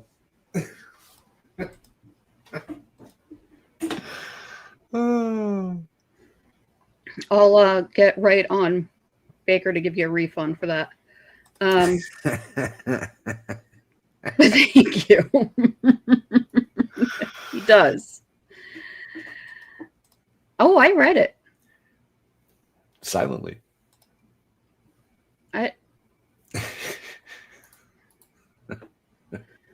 No, do you? Best, what's the one guy's name? Who's the one guy? What? Do you love black people? Who's that guy? Oh, I don't know. Jesse something. I heard his voice. It's Pride Month. Do you hate gay people? What the hell is that guy's name? Yeah, I think he can kiss Mod of the Year goodbye. No, he's been there.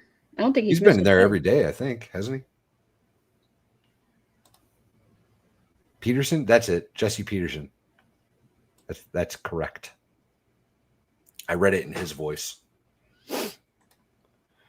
Jesse L. Peterson. Is that right? This oh crap. This guy looks like Jesse Lee Peterson. Looks like Turtle Boy, doesn't he? Like a taller Turtle Boy. Sort of, I guess. A little bit, yeah, a little bit. I mean, they could get away with being each other for Halloween. I Not. don't see the Turtle Boy putting on a cop uniform unless it's, behind like a jail cell or something. Put on a Proctor costume and have a jail cell. What is this poop stain over here? Oh, it's a cushion. Doesn't it look like a poo stain? Like, did the terrible. Does somebody have an accident? Yeah, this is Turtle Boy. Beep, beep, beep. Ted Daniels, Sue, Jess. I think that's Jennifer Voss or Gretchen Voss, who doesn't do crap. She just sits there. Code Brown. Code Brown. Why is he called Turtle Boy? Because of some statue in the town he grew up in that looks like a dude. Oh, yeah. Kid screwing a turtle. Yeah. Was a turtle. He's also called Dr. Turtle Boy. And Daddy are some of his AKAs. Yeah, I don't think... Do people actually call him that stuff? In his chats, they do for sure. By the way, I found this great... I found this great picture. I just need to... It was like my favorite... my favorite screen grab so far. Like, oh, I need to zoom. Outstanding. Control and up scroll.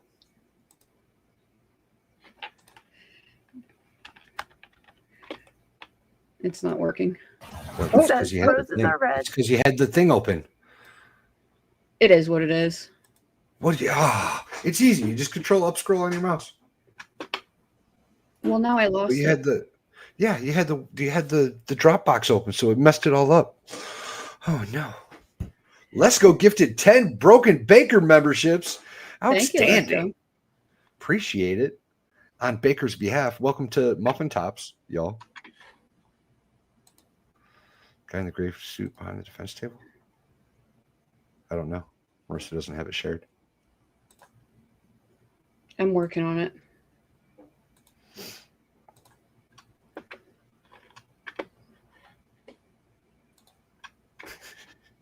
The gray suit. So, Ted Daniel? This guy? Behind the defense table? Oh, behind the defense. Mr. Wolk? Mr. Wolk? He's the Yeah. tech guy for the defense, the guy that's wrapping up the cords right now. He's the guy that puts all their demonstratives and evidence on the screen and zooms in and what. Okay. So, they went to Hippie Chick, Jenny Marie, Astrid MacLeay, Kelly Never Denver, Hulda Iceland Spain. Okay. May the force blah blah be with you. Huh? Legal minded friends Karen Cole, Haley Mouse, Welcher's emotional support laptop, Head in the Clouds 33, and SW Firefly. Nice. So we thought that his name was Wolf for the longest time, but the last few days, everybody's been calling him Wolk, WOLK, or possibly KE or EK. I don't know. But I think his name is actually Wolk. M-Spire gifted 5 Valhalla memberships. Thank you, M-Spire. You guys get awesome emojis now, like Fluffy. Welcome to Goat Herders. Thank you, M-Spire. Appreciate you.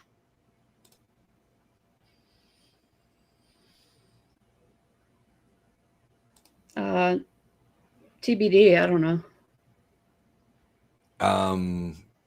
Probably not. I would be surprised. All right, let's see if we get any. I do believe they've got different addresses at the moment. I could be wrong about that, though. I think she's staying in their house and he's staying on Meadows, I think.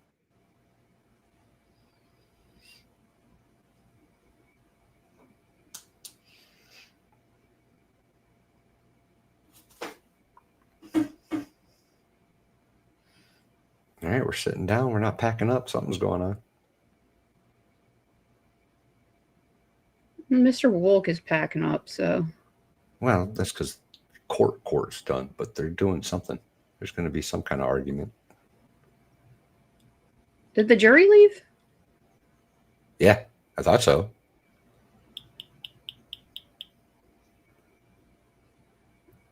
I don't think they left. I don't know. I could be wrong.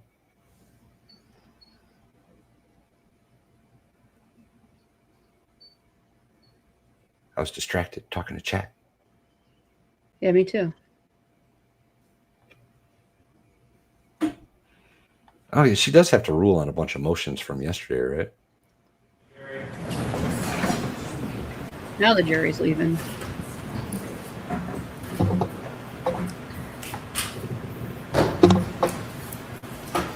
Lally always looks like he's in a timeout. Right?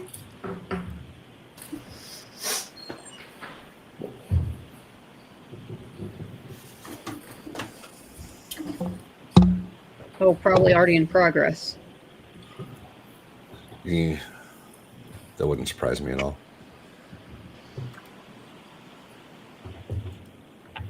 Well, yeah, he got caught, sending naughty pics to different women and stuff.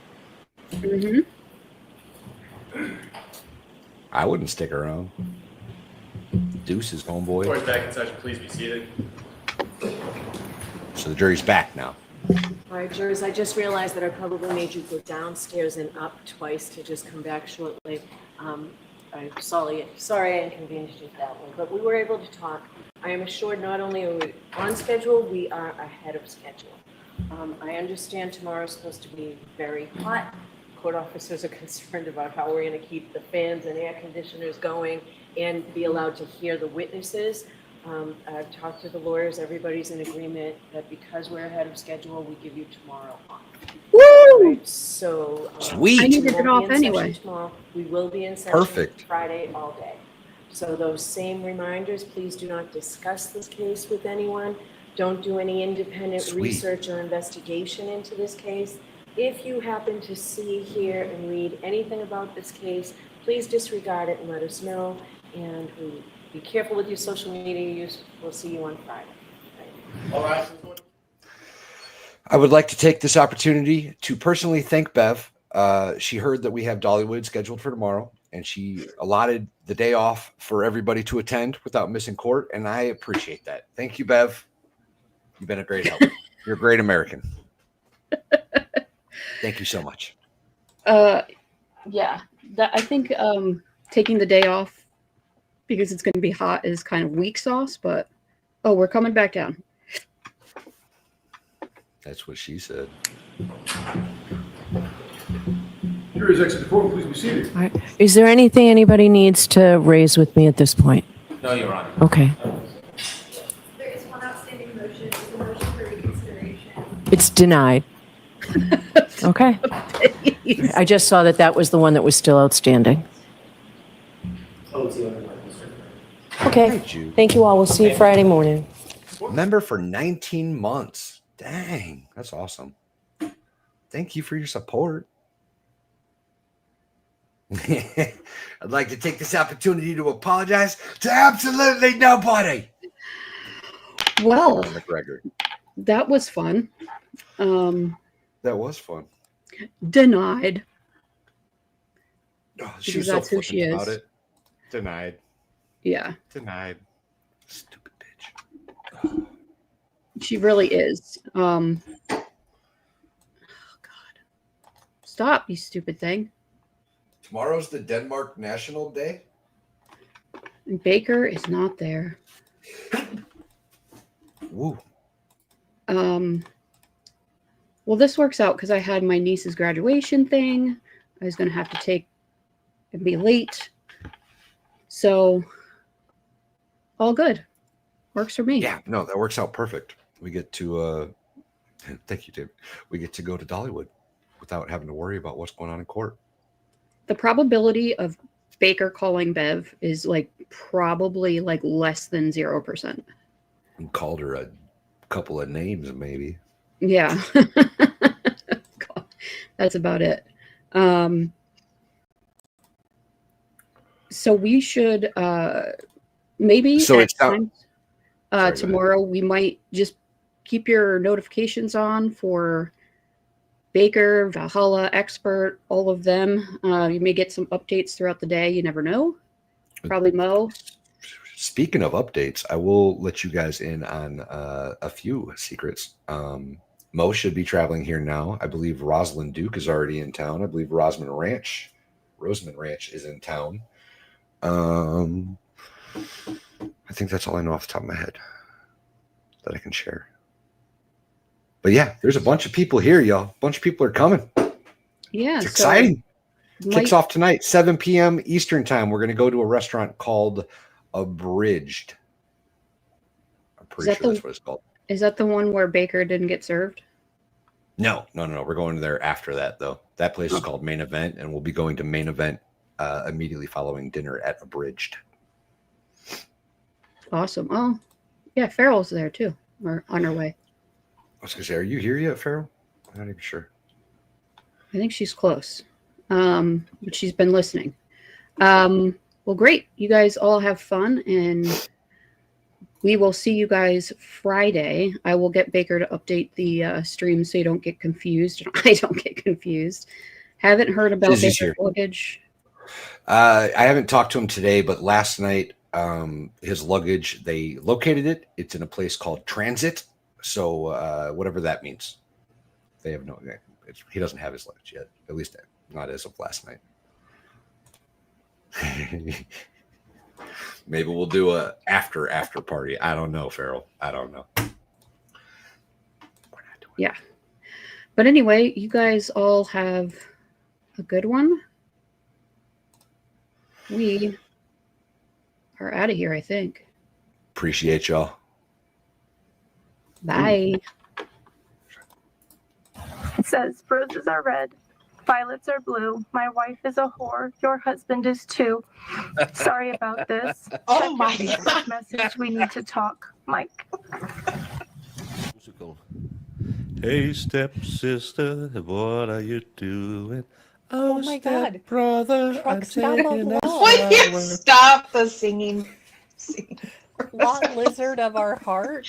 Come on. Oh, there you go. What won't you do for $20?